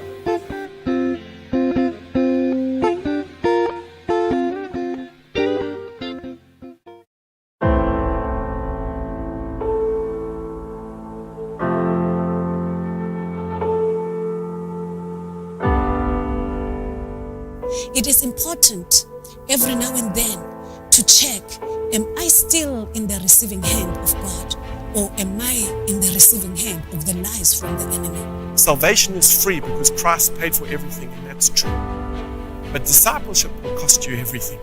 Love each other as if your life depends on it. As a canvas reflects the nature of a personality or an artist, so creation teaches us about who God is. We are made great by becoming small. We are exalted when we're humble.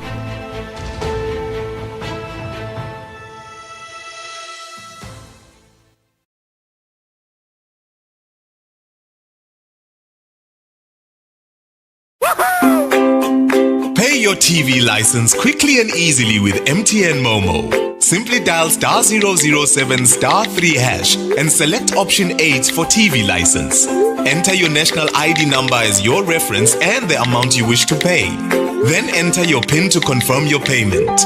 Once your payment has been made, you'll receive a confirmation SMS of your payment.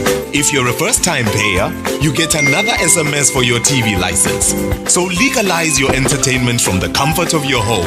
Pay your TV license the easy and convenient way with MTN Momo. Everywhere you go, MTN.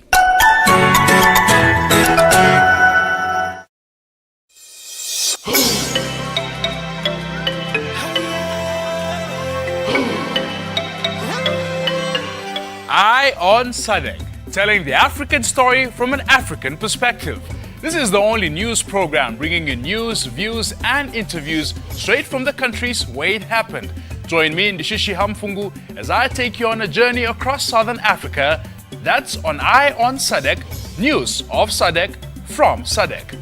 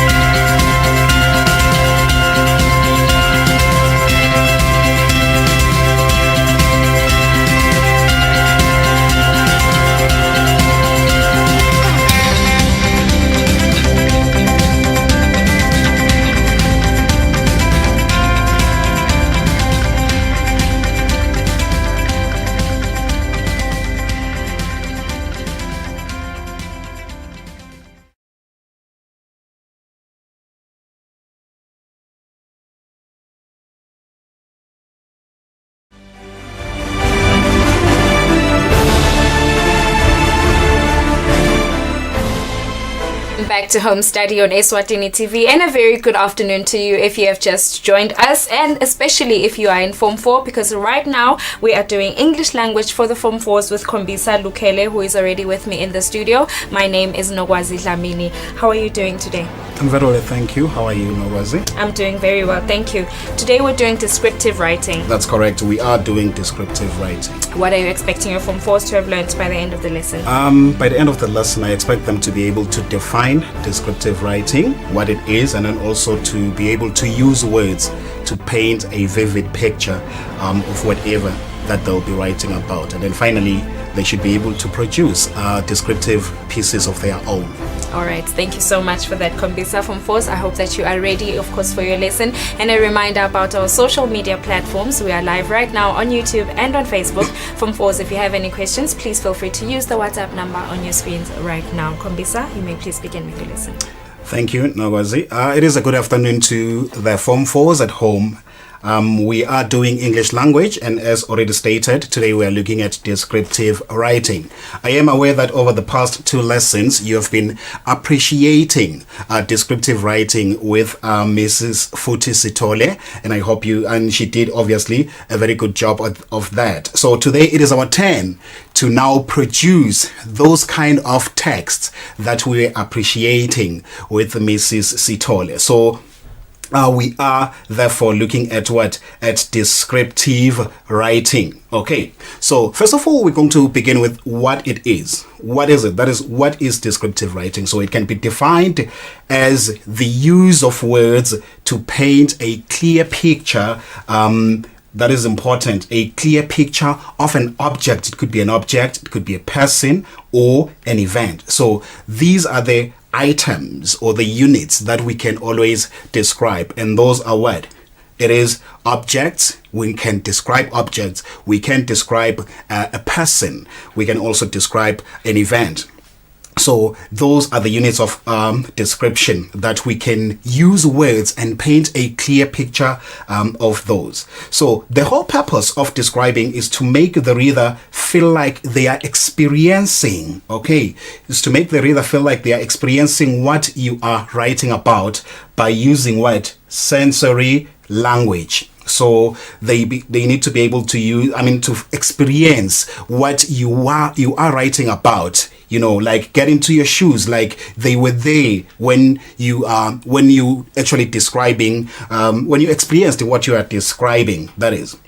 So being able to use words to appeal to all the senses, to describe and paint a vivid picture, it makes your writing more engaging. Okay, it makes your writing more engaging to the reader by making them visualize. To visualize is to paint, is to have that mental picture.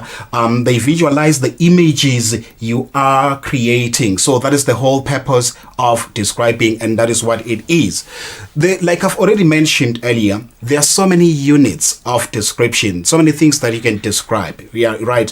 So you can just describe the general appearance, that is the outside appearance of any object that you will be describing. It can be the outside appearance. That could be a person. So the outside appearance of a person could be the height, the face, that is the shape of the face. You can also describe the complexion. Are they light or dark in complexion, and so many other things that you can describe. Also, we can describe objects, like buildings, like book. You can describe a book. Probably you are writing a letter to a friend and then you are recommending a certain book. You will be called upon to describe that book so that the friend can be able to locate it wherever, be it the school library or even any stationery shop. You can also describe a car. Probably you are asked to write a report to the police where you are reporting an accident that happened. So you need to give a description of the car. What kind of car was it? So you are going to paint that picture to the police officer so that they are able to know what they are looking for. You also describe scenery.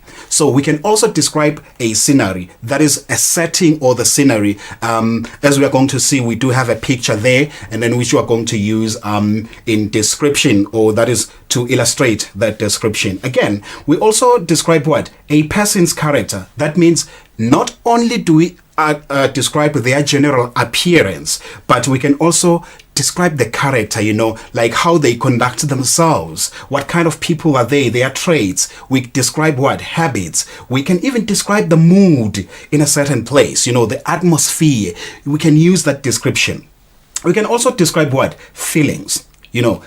We describe feelings. How exactly do you feel? How did you feel when you experienced a particular situation, or any third party that will be maybe telling a story about? We can also describe an event, such as weddings. We can describe the weddings. We can describe sports events. We can describe cultural events such as umhlanga. So these are things that we need to describe. But then one thing that you should know is that from all of this, each and every of these things that you need to describe, that you can describe, you need to have the appropriate language, right? You need to use the appropriate language, the vocabulary, that you need to have sufficient vocabulary to be able to paint those pictures. Okay, when do you describe is the question. When do we describe? That is when to describe. This is where we are right now.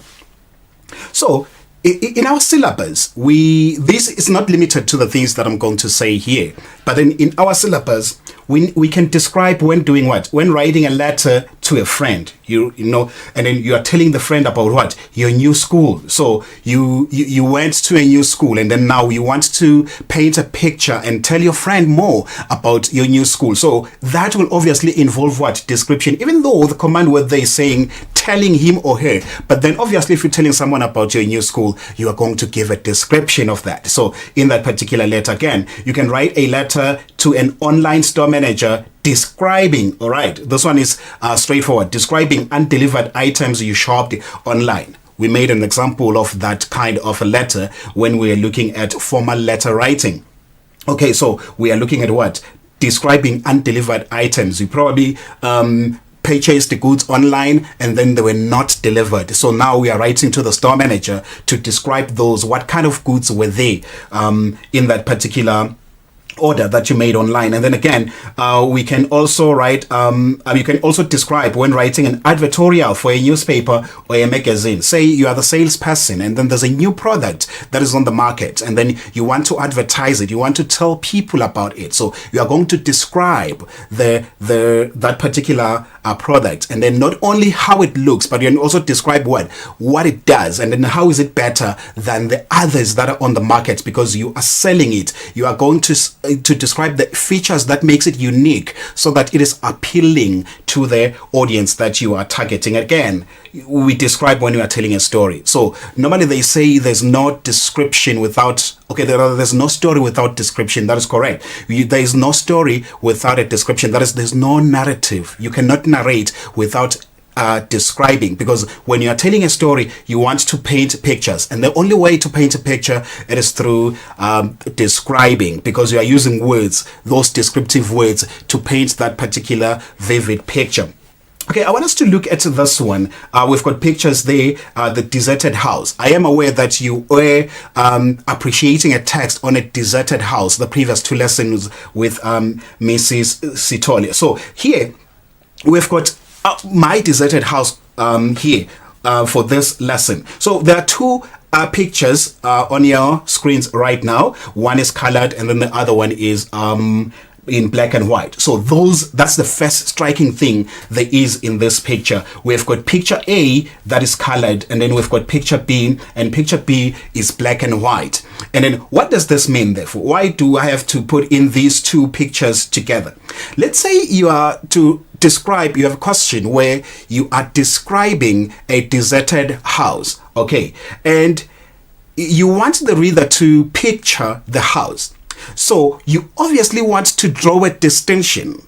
It is your duty. It is the way you use language, the choices of words that you are going to pick, that are going to enable the reader to be able to do what? To paint a vivid picture, a clear image of the house that you have in mind. If in mind you have a house like this one, you want the reader to also picture that house, instead of maybe you trying to appeal to the reader's senses to the point that you want them to picture this house, this one here that is colored, that is picture A, but then you don't want the reader to end up thinking about this, to picture this kind of of a house. What is the main difference here? The main difference would be the color.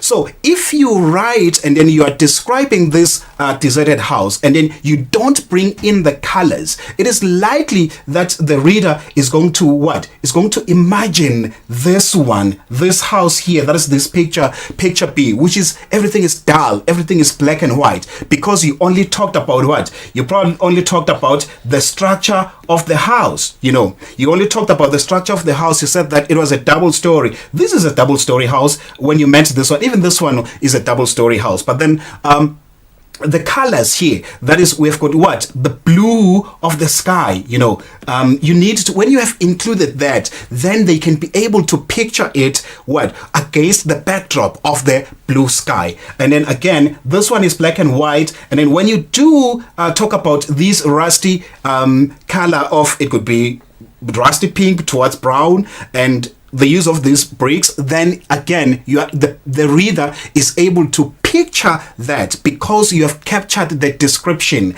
Again, we have got this grass here, the green. If you do put in those colors, include the colors, and then they are able to picture that particular have that particular image, rather than just maybe talking about there was a house somewhere that is deserted in a certain vacant arena, so they won't be able to do that. Okay, so both of them otherwise are deserted houses. They appear or they look like deserted houses, but the picture that you want to create, make sure you create it and you paint it so that it becomes vivid to the reader, and then it will be through words, including here, the one thing that defines everything is it's the colors. If you include those colors, and then you're going to bring life to the picture that you want to paint to the reader who will be reading your descriptive piece. All right, right now we have got our own picture that we have that we are going to attempt to describe. I want us to maybe take a moment, look at the picture closely. If you were to describe it, how were you going to describe it? And then in this case, in our description, we are assuming that we are this person here. You know, we are this person, and then we are going to describe this from the perspective of this man here. But then we'll assume again that the man is crossing the street from somewhere in this position, which I can say maybe, let me just refer to it as position what? As position A. You know, I refer to this one as position A. And then we are this gentleman over here before moving to cross the street. Look at the things that capture your attention, and then we're going to go through this description here and see an example of that particular description. How can we describe this picture or the things that are in this picture? The one thing that you are easy to notice is how empty it is. You know, it seems so deserted and isolated. Okay, like in terms of what? In terms of occupancy, we can't see any car here save for this one, which appears to be a vehicle, and even this one here to the right, you know. And again, we've got these trees. You want to paint a picture of these trees that do not have any leaves. They seem dead. You know, there's no life. Actually, this picture, one thing that it shows is the absence of life, and the only human being there is this one that we have here, and then here another one, someone that appears to be a human being. So you want to paint a picture of this one. Again, what is a striking thing that you would want to capture in this picture? You would want to capture obviously the snow that we have here, and then even here right at the middle. And that's one thing that you'd also want to capture. Otherwise, if we are talking about a city, obviously we have got these buildings. They are there, these buildings. So we can't necessarily have to describe them. So we want to take those certain pieces that we want to focus on and then describe in our description. Okay, so let's go on to the next slide. There we'll be referring back to the picture that we have in this description. So here's a simple description of that picture. I think you do have it in mind. So this is the simple description that I came up with, you know. So we are talking about, so we're saying the streets were as silent as a graveyard, save for the gently howling of the icy wind. The streets were as silent as a graveyard. Save for will be the same as except for the gently howling. It's a gently howling of the icy wind. In the bleak distance, beaten by what? Beaten by the teeth of winter. Beaten by what? The teeth of winter. Use of language. We are going to talk about that in the very soon.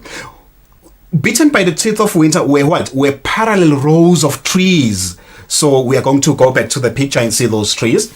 And then those trees were devoid of life. That means they were lifeless. I could smell the dampness of the air as I cautiously trudged across the snow-covered, desolate street. I could smell the dampness of the air as I cautiously trudged across the snow-covered, desolate street. Overhead, so here is now I'm focusing on another piece there. Overhead, the clouds crowded together as the sky darkened ominously. Right, a blanket of snow soon covered my skin, filling my mouth with distaste.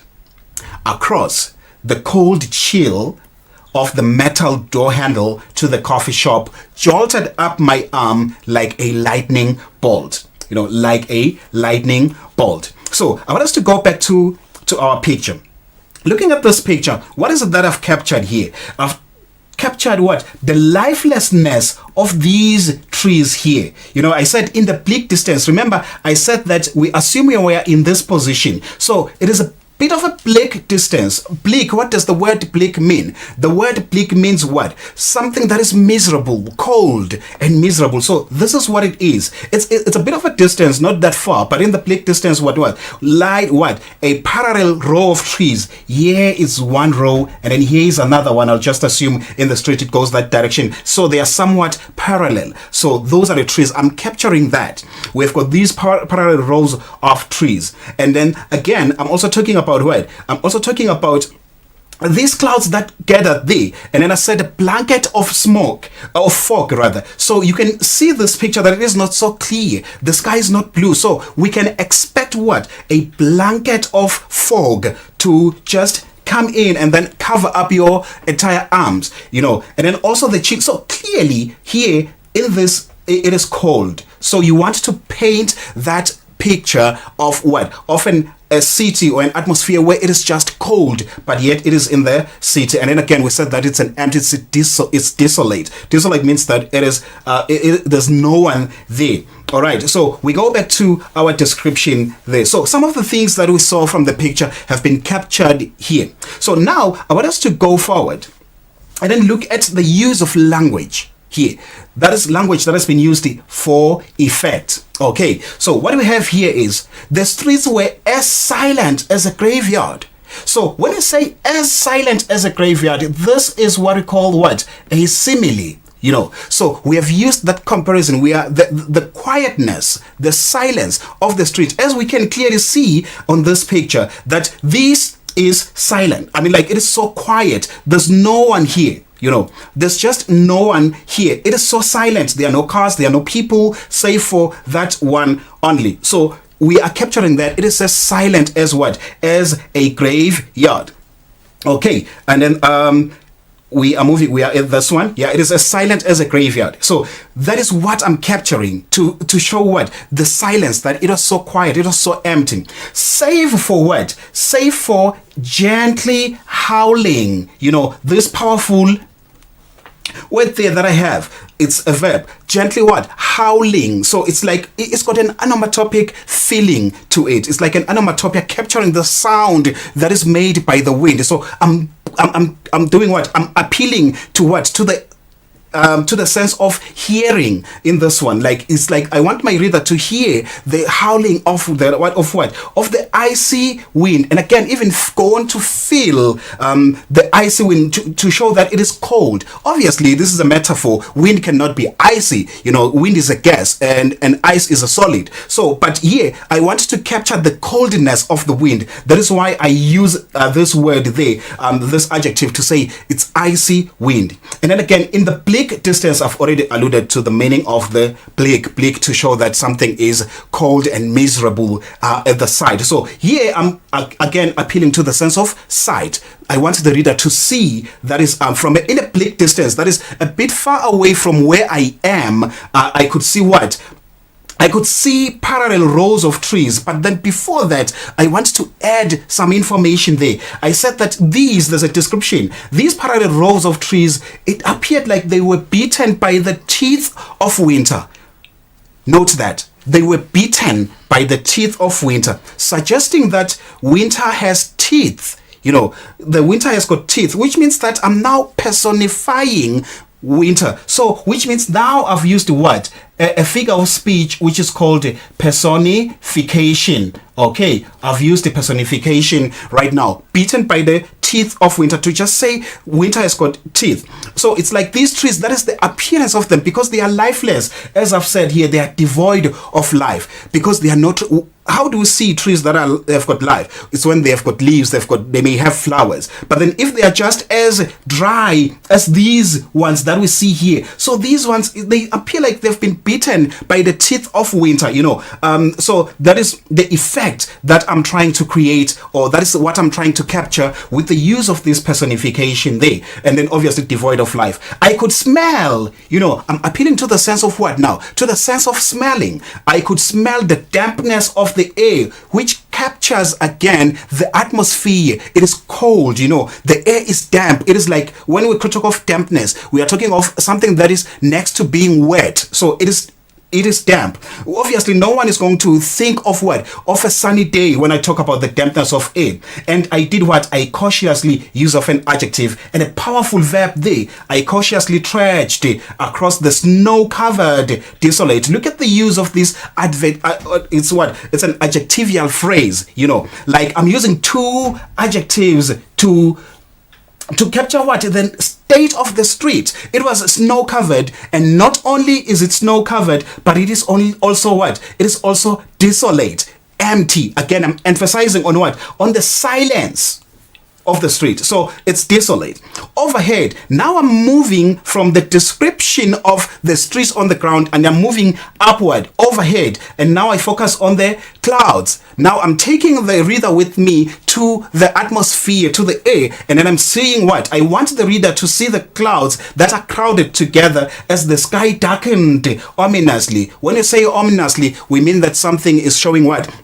It is something that is threatening, you know, something that shows, would say, there's something bad that might happen there. So ominously, which then means that the reader is going to imagine that, okay, it's about to rain. Then I'm appealing to the sense of what? To the sense of taste. Across the cold chill, again, then we're going to move forward. I'm sure you get it, what we are talking about. So when we are writing a good descriptive, we want to pick an object of focus. That is, you zoom in into a certain object and then think of your mind as a camera lens. You capture one thing at a time. You can't be haphazard, you know, describing that and that and that. But the camera lens is going to focus on one item at a time and then move on to the next. Just like we started at the ground with the trees and everything, and then we moved on to the sky. That is what we do. Again, include many sensory details, appealing to all the senses. I'm sure you saw that, the sight, the smell, sounds, touch, taste that we talked about. And again, you need to use precise language, that is specific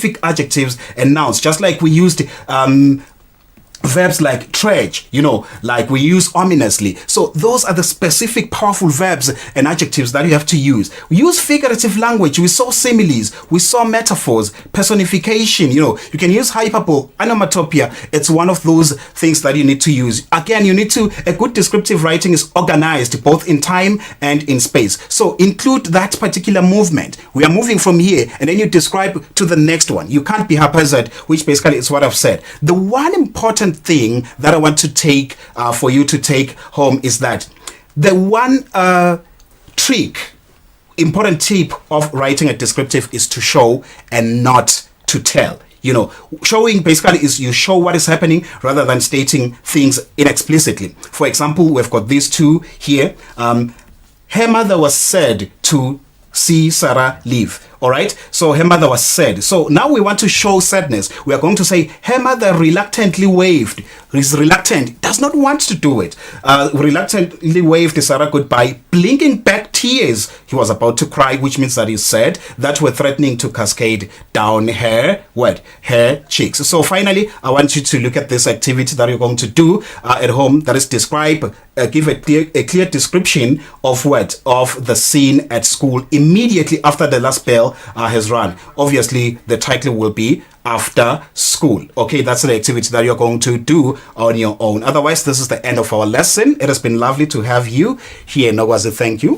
Thank you very much, Kumbisa, for your lovely lesson. Of course, we are hoping your Form 4s enjoyed it, and we'll be seeing you soon, I'm sure. I hope so. I will be back soon. All right, thank you very much. Form 4s, please do not go anywhere. Up next is your Siswati lesson with Ngobile Gwebu. We will be right back after this.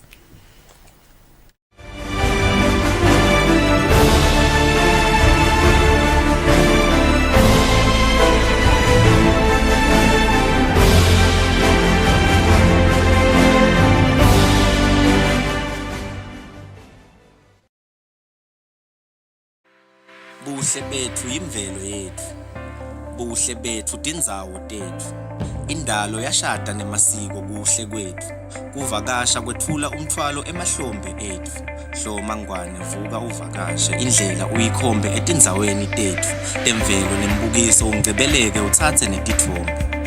Lalela ke nangu sonkondlo waseswatini akutekela, ayibeka indzaba ayihlela, kuhle kwelijaha lishela ngiyakutshela, diningi tindzawo longativakashela, hloma ngwane vuka uvakashe la, phana lapha kuvakasha kuyayelapha enhlitiyo kanye nemicondvo kuyawuphumuta, uqinisa buhlobo nebungane losebundenga ndenga, with a trip to Mantenga Falls or a sip among friends of Sibebe Brew on Sibebe Mountain. Or perhaps your cup of tea is backpacking and horse riding, sightseeing the seamless streams and springs that stream across the gorgeous valleys of the mountainous kingdoms of Eswatini. We have you covered. Hlo mangwane vuka uvakashe. Buhle bethu yimvelo yethu. Buhle bethu ngabuthola nasebantwini bethu.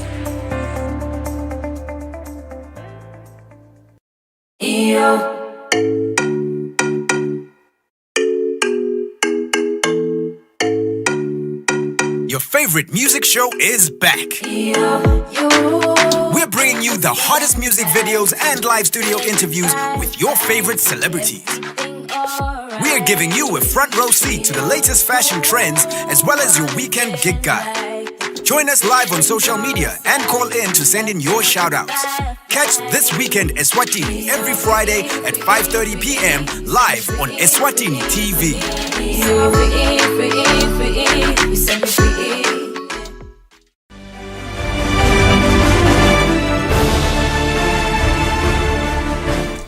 Nguvusele mbukeli ngiphinze ngikwemukele ehlelweni lakho loluthandzako lokufunza usekhaya iHome Study. Igama lami nginokwazi ngwakadlamini. Kanti kulesikhathi samanje sitawufunza Siswati selibanga lelishumi kanye naye Ncobile Gwebu losavele akhona etindlini tekusakada. Unjani Ncobile? Ngiyaphila nokwazi njani wena? Ngiyaphila nami. Namhla sidabe sisenda umtimba nesiphetho kukaphepha 1 lokho. Ubheke ukuthi umfunzi wakho abe afunzeni ekupheleni kwalesifundo. Epheleni kwalesifundo ngibheke ukuthi umfunzi akhone ukubhala siphetho nemtimba kahle ngendlela lefanele. Asabhala inzaba yakhe. Okay, siyabonga kakhulu Ncobile. Sethemba ukuthi umfunzi wakho sovela usilungisele isifundo ekhaya. Ngicabanga ukuthi ungacela nesifundo sakho. Ngiyabonga sisi. Nguvusele umfunzi welibanga lelishumi. Ngiyethemba sokulungisile kwekubhala nekwekubhalela. Namuhla sidabe sibuka umtimba nesiphetho. Sitawukhumbula ukuthi lokho kutholakala ephepheni lekuqala nasibhala khona inzaba. Lokubhekeke ukuthi ukhone ukuthi wena ukwadi ekupheleni kwalesifundo ukuthi ukhone ukuchaza ukuthi yini umtimba. Nasikhuluma nje ngemtimba wenzaba sisuke sikhuluma ngani. Ngibhekile ukuthi ekugcineni kwalesifundo ube sokwadi kubhala umtimba longiwe ngendlela lefanele. Kwesibili umfunzi wami ukhone ukuchaza ukuthi kwendekani emtimbeni wenzaba. Ukhone ukuthi uthuthukise kahle umtimba wakho bese kwesithathu ukhone kuniketa timvo lekumele tipholakale emtimbeni wenzaba. Kwesine uchaze siphetho ngoba sidabe sibuka nesiphetho ukuthi inzaba yethu iphetha kanjani. Kumele ukhone ukuchaza ukuthi siphetho siyini nekwekuthi ungaphetha kanjani usabhala yona inzaba yakho. Kwekugcina ukhone kuniketa indlela noma emasu ekwephetha inzaba njengoba sitawufunza ngawo namuhla mfunzi wami. Asicale ke mfunzi wami ngekubuyeketa sifumbo sefile sendlulile. Sitawukhumbutana kwekuthi sabuka singeniso. Singeniso nasikhuluma ngesingeniso suwe sikhuluma ngenzima yekucala enzabeni. Ngiso lesasibuka singeniso sathola kwekuthi emasu ekungenisa inzaba ngumaphi. Ungayingenisa kanjani inzaba yakho ngoba phela usuke sowuniketiwe sihloko. So ingenisa kanjani ke inzaba yakho. Lokho sakubuka esifundweni sefile sendlulile. Ngiyethemba ukuthi mfunzi wami wakubamba. Sidabe sichubeka lapho kule ngondo lelandzelako yemtimba bese kuba ngeso nesiphetho sethu. Angiphawule ke mfunzi wami kwekuthi sihloko singeniso umtimba nesiphetho mntona ditfo letakha inzaba. Kuze ukhona nje kubhala inzaba lehlamsako kufuna kwekuthi ibe nesihloko leyo nzaba leyo, ibe nesingeniso, ibe nemtimba bese iba naso ke siphetho. Isuke iphelele ke lenzaba yakho leyo mfunzi wami. Ngoba nakungekho nje sinye sitho noma ingoni enzabeni leyo nzaba leyo iba nenkinga lenkhulukati. Sesingasho ukuthi ikhubatekile inzaba yakho ayikapheleli iyashoda kukhona lokungahambi kahle kuyo. Inzaba ke idzinga ukuthi ibe nesihloko lesithingwa yini singeniso. Ngeke ukhone ukuthi ungenise inzaba ungakanikwe tasihloko lesingiso. Kuze ukhone ukuthi ungenise kahle inzaba kumele ukuthi kube nani kube nesihloko mfunzi wami.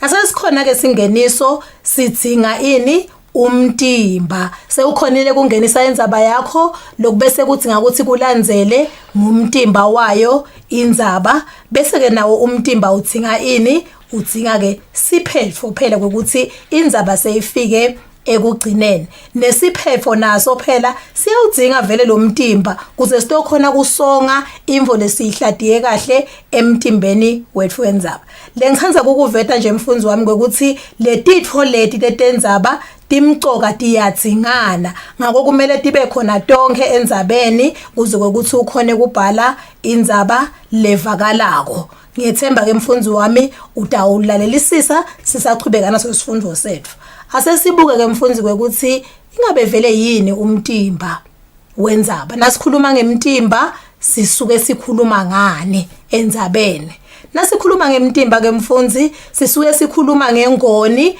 noma sitfo sendzaba lapho ubhala wenabe khona ngesihloko sendzaba ngicela ulina ke mfundzi wami leli gama lelithi uyenaba kulomtimba unaba uningani unaba ulandzela nasi sihloko lotabe uniketwe sona umtimba ke kumele ube nani kumele ube netinzima umtimba lo ngiwo unetinzima nasikhuluma ngetinzima sikhuluma ngathi pheceleti ema paragraphs ngiwo ke umtimba lo phelelo kahle loba netinzima letimbalwa iyinye inzima imumatha umcondvo munye kunake nalokuthi umcondvo uba munye noma ingcikithi iba yinye levetwa kuleyo nzima kuleyo ndzaba yakho lotabe ubhala kuloko lotabe ukubhala ngakho awubhali imicondvo lehlukene enzimeni iyinye ngicela ukunake lokho mfundzi wami ungelendi liphutha lokuthi ukwende inzima iyinye kumele ibe nani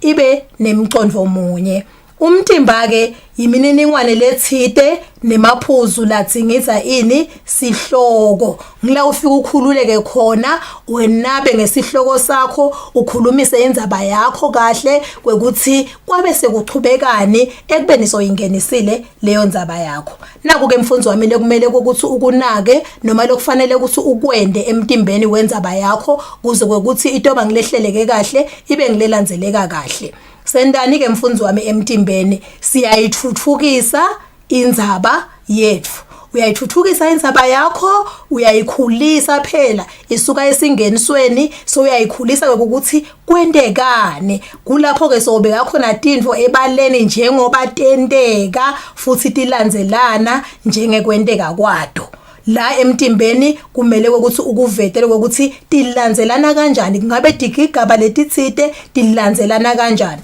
lokusho ukuthi kumele ukuthi ukuvetele lokho kuphi mfundzi wami emtimbeni lokulandzelana kwani kwedigigaba inzima iyinyeke bese sishito mfundzi wami ukuthi kumele ibe nemicondvo munye kulomcondvo munye siyesicale sibhale ini siveta sihloko musho kunemusho wekucala enzimeni lesiubita ngokuthi sihloko musho lo musho lona nguwo lo suke umumethe lengcikithi nguwo lo utawuveta ukuthi lenzima lena itabe ikhuluma ngamuphi umcondvo itabe iveta yipi indzaba mfundzi wami bese kuba nayo ke imisho lesekela lo mcondvo lovetwe yini sihloko musho bese kugcineni kuba ngumusho losongako ngiyethemba uyanaka ukuthi inzima noma umtimba umumatha ini inzima imumathe timfo letintsathu mfundzi wami sihloko musho imisho lesekelako bese kugcina ini umusho losongako ngiyethemba ukuthi lokho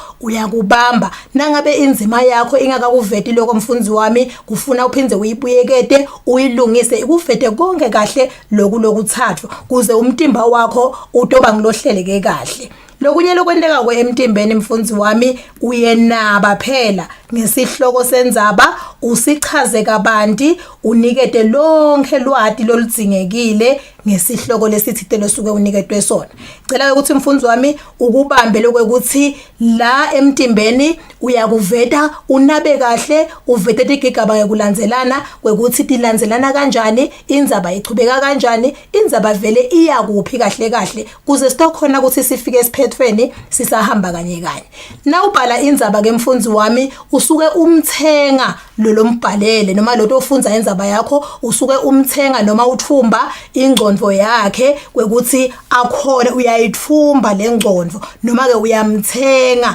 kwekuthi atokhona ukuthi indzaba yakho ayifunze aze ayibeke egcineni athatheke usayibhalile indzaba yakho. Sikwenda kanjani ke lokuthi ngimthumbe umuntu kube angaze ayekele libhodo ahambe afunze na indzaba ayekele nje libhodo kube lingaze lishe ngoba imnanzi kakhulu lenzaba. Lokho siyakwenda ngekusebenzisa ini lulwimi lolunothile. Masikhuluma ngelulwimi lolunothile sisuke sikhuluma ukuthi ungafaka tisho netaga, ungafaka netifuta msindvo, ungasebenzisa netenda ukuthi usabhala indzaba yakho. Lokho kuyayenda ukuthi ibe mnanzi lendzaba ilandzeleleke kamnanzi kude loyifundzako afise kuyibeka emaphethelweni ayo. Lokunye longakwenda mfundzi wami wekuthi ubhale unyikatise lemizwa lesihlanu yana ngulotabe afunza ini indzaba yakho. Lemizwa lesihlanu lesikhuluma ngayo nginakulesi sipheceleti ngema 5 senses. Nangabe kubo lemfo angaze ayibone ngemehlo noma ayive latindlebeni kanti akayiva yona mbaba phathi nje ngalesimo noma ngale ndlela lobhale ngayo so umene ukuthi ivakale lenfo noma inambitheke lenfo losuke ubhale ngayo. Lokho kwakha sithombe lesinjani mfundzi wami lesikhanyako engcondweni yalofunza indzaba yakho. Ngiyethemba sisahamba kanye ke mfundzi wami kunendzaba ke lenguphathele yona lengifuna siyifunze kanye sibone ukuthi kuyenteka lemvo lesikhuluma ngayo. Inzima ingaba nesihloko musho, inzima ingaba nemisho lesekelako lehamba netibonelo, inzima ingaba nemusho losongako usayikhulisa ini indzaba yakho. Ngikuphatheleke yona indzaba mfundzi wami lengicela ukuthi siyifunze kanye useselapho ekhaya. Sihloko sayo sithi kusinza kwami etigebengwini. Simnanzi mfundzi wami isihloko sami kusinza kwami etigebengwini. Uyabhala ke lobhalako uthi ngangisolo ngibekelele njalo endleleni yesinfu ngihefutela sengendela kuthi lithi lithambama ngibe sengengcile diganga delidolobha lasembewini. Sigujana sami semanti sasesomekheshe ngoba belingashisi belikhipha umkhovu ejeni. Bengingenalo nalelincane lithemba lekuthi sida uma bekungake kwenteke lutho othide lolubi kulawo mahlathi lamnyama lebengibhulana kuwo.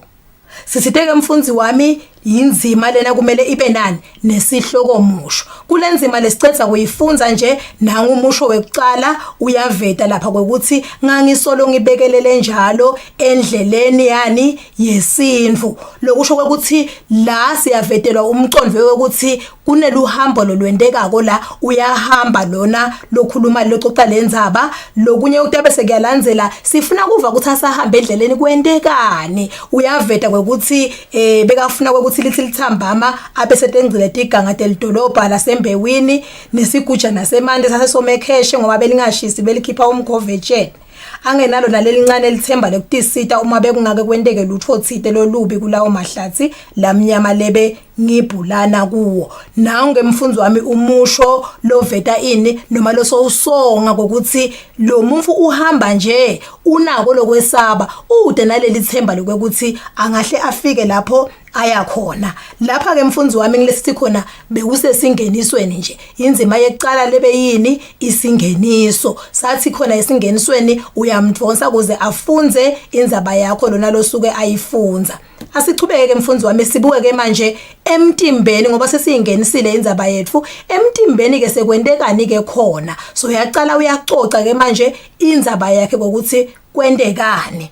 Ngaluqala luhambo loluya eshowe ekhabo make nginelithemba lekuthi bomalume batongifukamela kulesigigaba lesasingivelele. So uvele wenda njani mfundzi wami siyabona ukuthi kulolu hambo lwakhe uya kuphi uya ekhabonina. Naye ke imisho lesekelako dikhathi kwase kuyimini yasekuseni.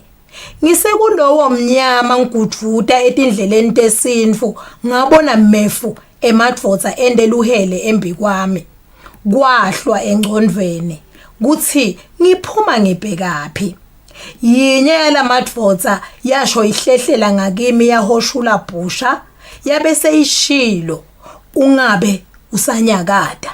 ngiyethemba ke mfundzi wami sahamba kanye usibonile isihloko musho lapha ekuqaleni kwekuthi kulolu hambo uhamba nje ubukele embili la kaya khona ukuthi unelethemba lekuthi ingabe vele bathi awufike bamfukamele yini kani ngalekuqaleni sivile ukuthi unako nalokwesaba vele asagudvuda kulawo mahlathi diyavela gigabyte itsite lapho khona sewubona emadvots asekendela uhele embi kwakhe nasengcondweni akasathi ukuthi utawenda njani utawuphuma bhekephi sesiyavela phinze futhi umusho losongako lothi yinyela madvots yabe seyikhulumile yathi ungabe usanyakada sesiyabona ke mfundzi wami ukuthi lokulandzelako solo siyafuna ukuthi ingabenza banzini utawuphethe laphi asibuke ke indzaba yethu iyakhula ngoba phela sewubanjiwe kuthiwa ungabe sanyakada asesibuke ukuthi ikhula njani ke manje indzaba yethu sibuke inzima lelandzelako ngekuphatima kweliso lawa lamanye lamathathu abe angithi ngci angicukula afokota nami umena sathe sachamukela kulesinye sigwaqana lebekupa kwekuso imoto lemthubi sesiyabona ukuthi kulesihloko musho bambambile baya kumfaka kuphi emotweni lemthubi ngafucelwa ngekhathi emotweni kuhle kwelisaka lemazambane labolile ngashalo omncane umthandazo ungididekile ukuthi ngingaphunyula njani kule didlakela sengingekhathi emotweni yinyala madvots ayagucukela kimi yathi ungake ulinge utende sihlakaniphi utawufa kabi siyabuya basho baflathela bangishiya emotweni sebanginkinke ngetinthambo umlomo bawugcishe ticephu lwangithi hece luvalo siyawuthola ke umcomvo lo wendeka ukuthi nase kabanjiwe kwendekani siyabona bamfucela emotweni siyabona bamsongela ukuthi angaqali atame kubaleka emushweni wefulo songako nangu lo la egcineni siyabona bayaflathela bashiya imoto kulowo mzuzu bamkinke ngetinthambo nemlomo bawugcishe ini bawugcishe ngeticephu Sicale sibuke inzima lenye lelandzela komfundzi wami ngiyethemba uyanakala ukuthi inzima inye ngayinye solo ikhuluma iniketa umcondvo lohlukile kwaqala kwacunzeka emehlo solo emadvots angabuyi nami ngingakhoni ukuthi khulula naso sihloko musho solo akakhoni ukuthi khulula uhleli kuleyo ndzawo sifuna kuva ukuthi ngabe kwentekani kulokungakhoni kwakhe ukuthi khulula ngavusa kancane inhloko ngathi lungu ngelifastelo lemoto boniyane indvodza lemnyama kungathi idibhoce ngemsidi wonke umtimba yema yathi dlwemelele ngase sivalweni semoto yangibuka ivunule emajobo kuphela iphethe simbo lwangithi nke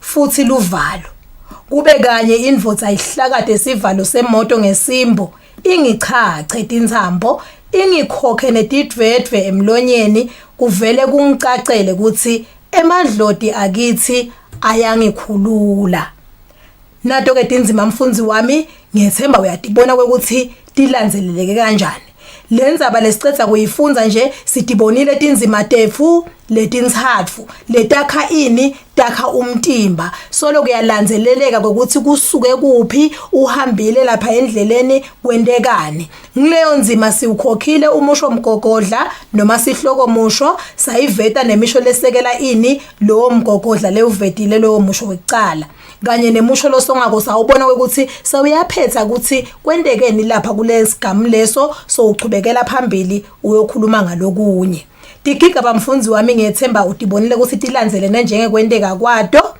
lokwenta ukuthi lenzaba ilandzeleleke kamnanzi sibonile nje enzimeni yethu ekucala kuvela kuqala kwelihambo ukuthi kwelenteka kanjani sabona lokwenteka endleleni asahamba bayambamba bamkhungela bayomfaka emotweni sesta ubona phinze futhi lapho khona sekata usinza njani asinza etigebengweni njengoba sesivetele ukuthi indvodza yafika yahlakata sivalo yabe iphuma naye imelekelela kuleto tinzambo lebeka khungwe ngato naku ke mfundzi wami lengicela ukunake usabhala umtimba wakho noma usathuthukisa indzaba yakho umtimba sishito hathi kufanele ube nani netisho netaga tisebenziseke kahle tihambisane nendzaba kanye nesihloko. Ungahambe nje uthumela sisho lesingakalungeli ukuthi singangena kulowo mtimba wakho. Nemagama ke elikhethelo nangala nothile ayafunakala mfundzi wami emtimbeni, ayayinanzisa indzaba aphinze avete nesithombe lesikhanya bha kulokhu ngalokwenteka. Endzabeni yethu ngethemba unakile sisafunza kunanawe emagama lengwanakile la nothile. Uthi ngangibekelele lokusho ukuthi bekahamba ngakatimisela ngekubuyela kuphi emumva ngihefutela kuthi lithi lithambama sigubhu somekheshe belikhipha umkhovu etsheni naso sisho mfundzi wami ngingakatelele ubalekela lamagama lajwayelekile ukuthi nje ngingakagathi ngikuphatima kweliso hece luvalo indvodza yema yathini dlwemelele lokusho ukuthi imenayo inewetfuka yamangala ukuthi kwentekane ngibonane kucunzeka kwani emehlo. Mfundzi wami kunetimvo lengicela ukuthi utigweme njalo na ubhala ungabhali nje uthumele magama kanti nawe awati ukuthi asho ukuthi lamanye akasiwe nesiswati lesikahle. Kubalekele lemagama lafana nokuthi kwamele niyathanza nebese senithi kwamele site ligama lenjalo Eswatini bokeshana site bokeshana site bokopha bokeja site lokho mfundzi wami kubalekele nemagama ani esingisi wabalekele ungawasebenzisi na ubhala ini indzaba yakho ngaphandle nangabe kungemagama vele la ngeke uzukhona kwagucula lafana neetitolo bo Edgars nabo Clicks mfundzi wami. Nakukele kumele ukucaphele usayithuthukisa indzaba yakho usawukhulisa umtimba wendzaba yakho ulandzela sona sihloko letinzima ngeke utshelwe ngithishela ukuthi kumele tibe dingakhi nguwe lobuka ini sihloko bese uyabona ukuthi utawubhala ini uhlele emaphuzu akho alandzelane ngendlela. Caphela ukuthi angendi njani angagilani noba acangane ayilandzelane nje kahle indzaba njenganayi lesicedza kuyifunza sibonele ukuthi uyahamba lona wekunene asahamba udibana nemadvodza ayamkhunga amfaka emotweni khona lapho sesibona uyakhona ukuthi aphunyule umtimba wendzaba yakho mfundzi awube indzaba lekholwa ka lako phinze kube indzaba loticambele yona wena hayi kuthatha tebamvu utende tibe takho kude-ke limakilani lebusela kokuthi nje wena ukhonile kuthatha indzaba yalomunye umuntu asikukhuthati lokho mfundzi wami. Lokunye ngicela ukucaphele bhala kubonakale phela ungenti budlapha naka ini tibitelo ngoba tingayicikela phasi indzaba yakho ungasatholi emamaki langiwo. Asesibukeke mfundzi wami siphetho kwekuthi sona sisibhala kanjani. Sachaza ke mfundzi ukuthi siphetho siyinzima yani yekugcina lo ibhala endzabeni usuke sewusonga leyo ndzaba. Siphetho naso simcoka njengaleletinye tingoni tendzaba njengoba besishito ngiko siba njani siba sifishane ke sona ngumtimba lona lolulako lobabandi. Esiphethweni ke mfundzi wami awusengete emaphuzu lamasha kepha sewusonga lawo lwabhale emtimbeni. Lokunye lokumele ucaphele esiphethweni awusachubeki nekucoca awusachazi lutho awusacabangi nje kepha sewusonga lokho bekubeka ngemaphuzu emtimbeni wendzaba yakho lebo uyibhala. Kumcoka ke kunanga ukuthi isiphetho sakho asiphumi kuphi esihlokweni bese utikhanza sewubhala ngalokungakase nje wakuthinta emtimbeni ube uthi kepha wena kanjani uyasonga. Kunake ukuthi awuphumi ke mfundzi wami kuphi esihlokweni. Timbadlana ke tindlela tani tekwephetha noma kusonga mfundzi wami manje sitawubukana letimbalwa letivame kusentshetiswa. Ungasonga ngekubuyeketa lokho wakusho ekucaleni kwendzaba yakho kepha ungaphinzi lokubhale kuphi emtimbeni. Seungamane wente njani ugcizelele njengekuthi nje impela kuhamba kwami ngetindlela tesintfu angiyuze ngikukhohle kwangikhanyela sengiphunyulile kuletinswelaboya ukuthi vele ngangisukele inyoka ngayihlohla emgodzini wayo itihlalele. Uyabona ukuthi la kulenzima le noma kulesiphetho lesi uyagcizelela nganaku lesekwentekile kuphi emtimbeni. Lenye indlela yesibili ungabhala liphuzu lelifishane kusonga indzaba yakho uvetele kwagcina kwende njani kwendekile ngoba phela lolo fundza kwakufuneka umshiye nemibuto. Kusenza kwami kwaba inhlanhla lengakavami ngoba lendvodza yangikhulula tisengekho letinswela boya. Ngathi noma sengetama kuyilandzisa lendvodza kuthi bengilibangisephi kwabuya ngemandla kutsinwa ngavele ngatfoba tinyawo letativuvukile macetse ngatibeka phasi. Kwekugcina mfundzi wami esiphethweni ungasonga ngekuveta umbono ngesihloko. Kwasa kimi ngalelo langa ukuthi kubalulekile empilweni nakwentekile wangaboni ngasolinye nalomunye umuntu nikhulume nicolelane ngoba uyawuthi uyabaleka uvelelwe ngilokukhulu kakhulu. Esiphethweni ungasonga phinze ngani ngekufunga ugomele. Njengekuthi nganele kuphunyula kuletinswela boya ngatitshela ukuthi angiyuphinze ngihambe ngedva etindleleni letesabekako. Ngiyethemba mfundzi wami besikanye kanye esifundweni sami lebesinaso namuhla sichazile ukuthi inzima yini siyithuthukisa kanjani nekusetshenziswa kolwimi lolunothile sikusebenzisa kanjani netibutelo kanye nekwephetha yona indzaba yakho.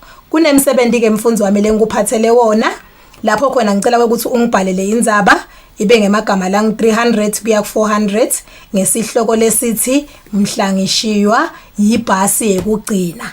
Ngiyethemba utawubhala ngokwethembeka mfundzi wami bekumnanzi ngisehleli nawe thishela wakho Ncobile Gwebu so yakuvalelisa ube nelisuku loluhle. Simoya kakhulu Ncobile isifundo sakho besimnanzi kakhulu sethembe ukuthi bafunzi ekhaya basijabulele sesitawubona netfundweni netlandzelako. Yebo. Siyabonga kakhulu. Viewers at home, unfortunately that was the last lesson for the day. We hope that you had a beautiful day and are ready for more learning. Tomorrow is Thursday and this is what your Thursday looks like. From 2 p.m. until 2:30 p.m. we have the grade 0 lesson. From 2:30 p.m. until 3 p.m. we have Siswati for the grades 1 and 2.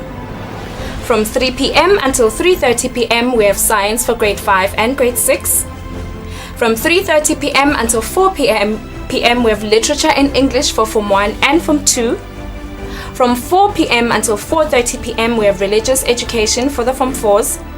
And the last subject for the day is biology for the Form 4s from 4:30 p.m. until 5 p.m. And of course, to remind you that we are live from 2 p.m. until 5 p.m. on our Facebook and our YouTube channel. Speaking of our YouTube channel, please do not forget to subscribe and of course to hit that bell to get notifications of when we are live. And of course to use our WhatsApp number to text us any questions that you might have during the lessons that you are participating in. Please do not call us or send us voice notes. Please text us questions that you might have, relevant questions at that. Thank you so much for joining us. I will see you guys tomorrow at 2 p.m. from myself and the team. See you guys tomorrow. Bye.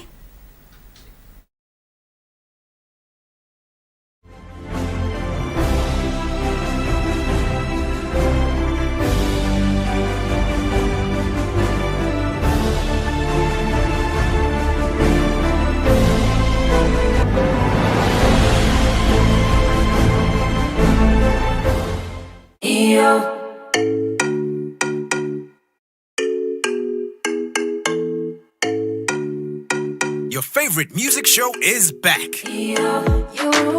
We're bringing you the hottest music videos and live studio interviews with your favorite celebrities. We're giving you a front row seat to the latest fashion trends as well as your weekend gig guide. Join us live on social media and call in to send in your shout-outs. Catch This Weekend Eswatini every Friday at 5:30 p.m. live on Eswatini TV.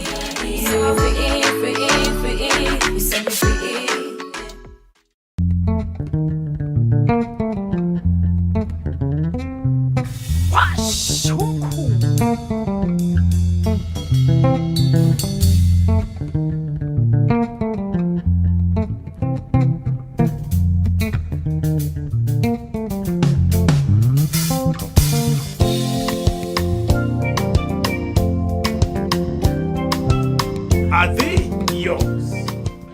Ngabukela ke washa umkhukhu every Sunday at 3 p.m.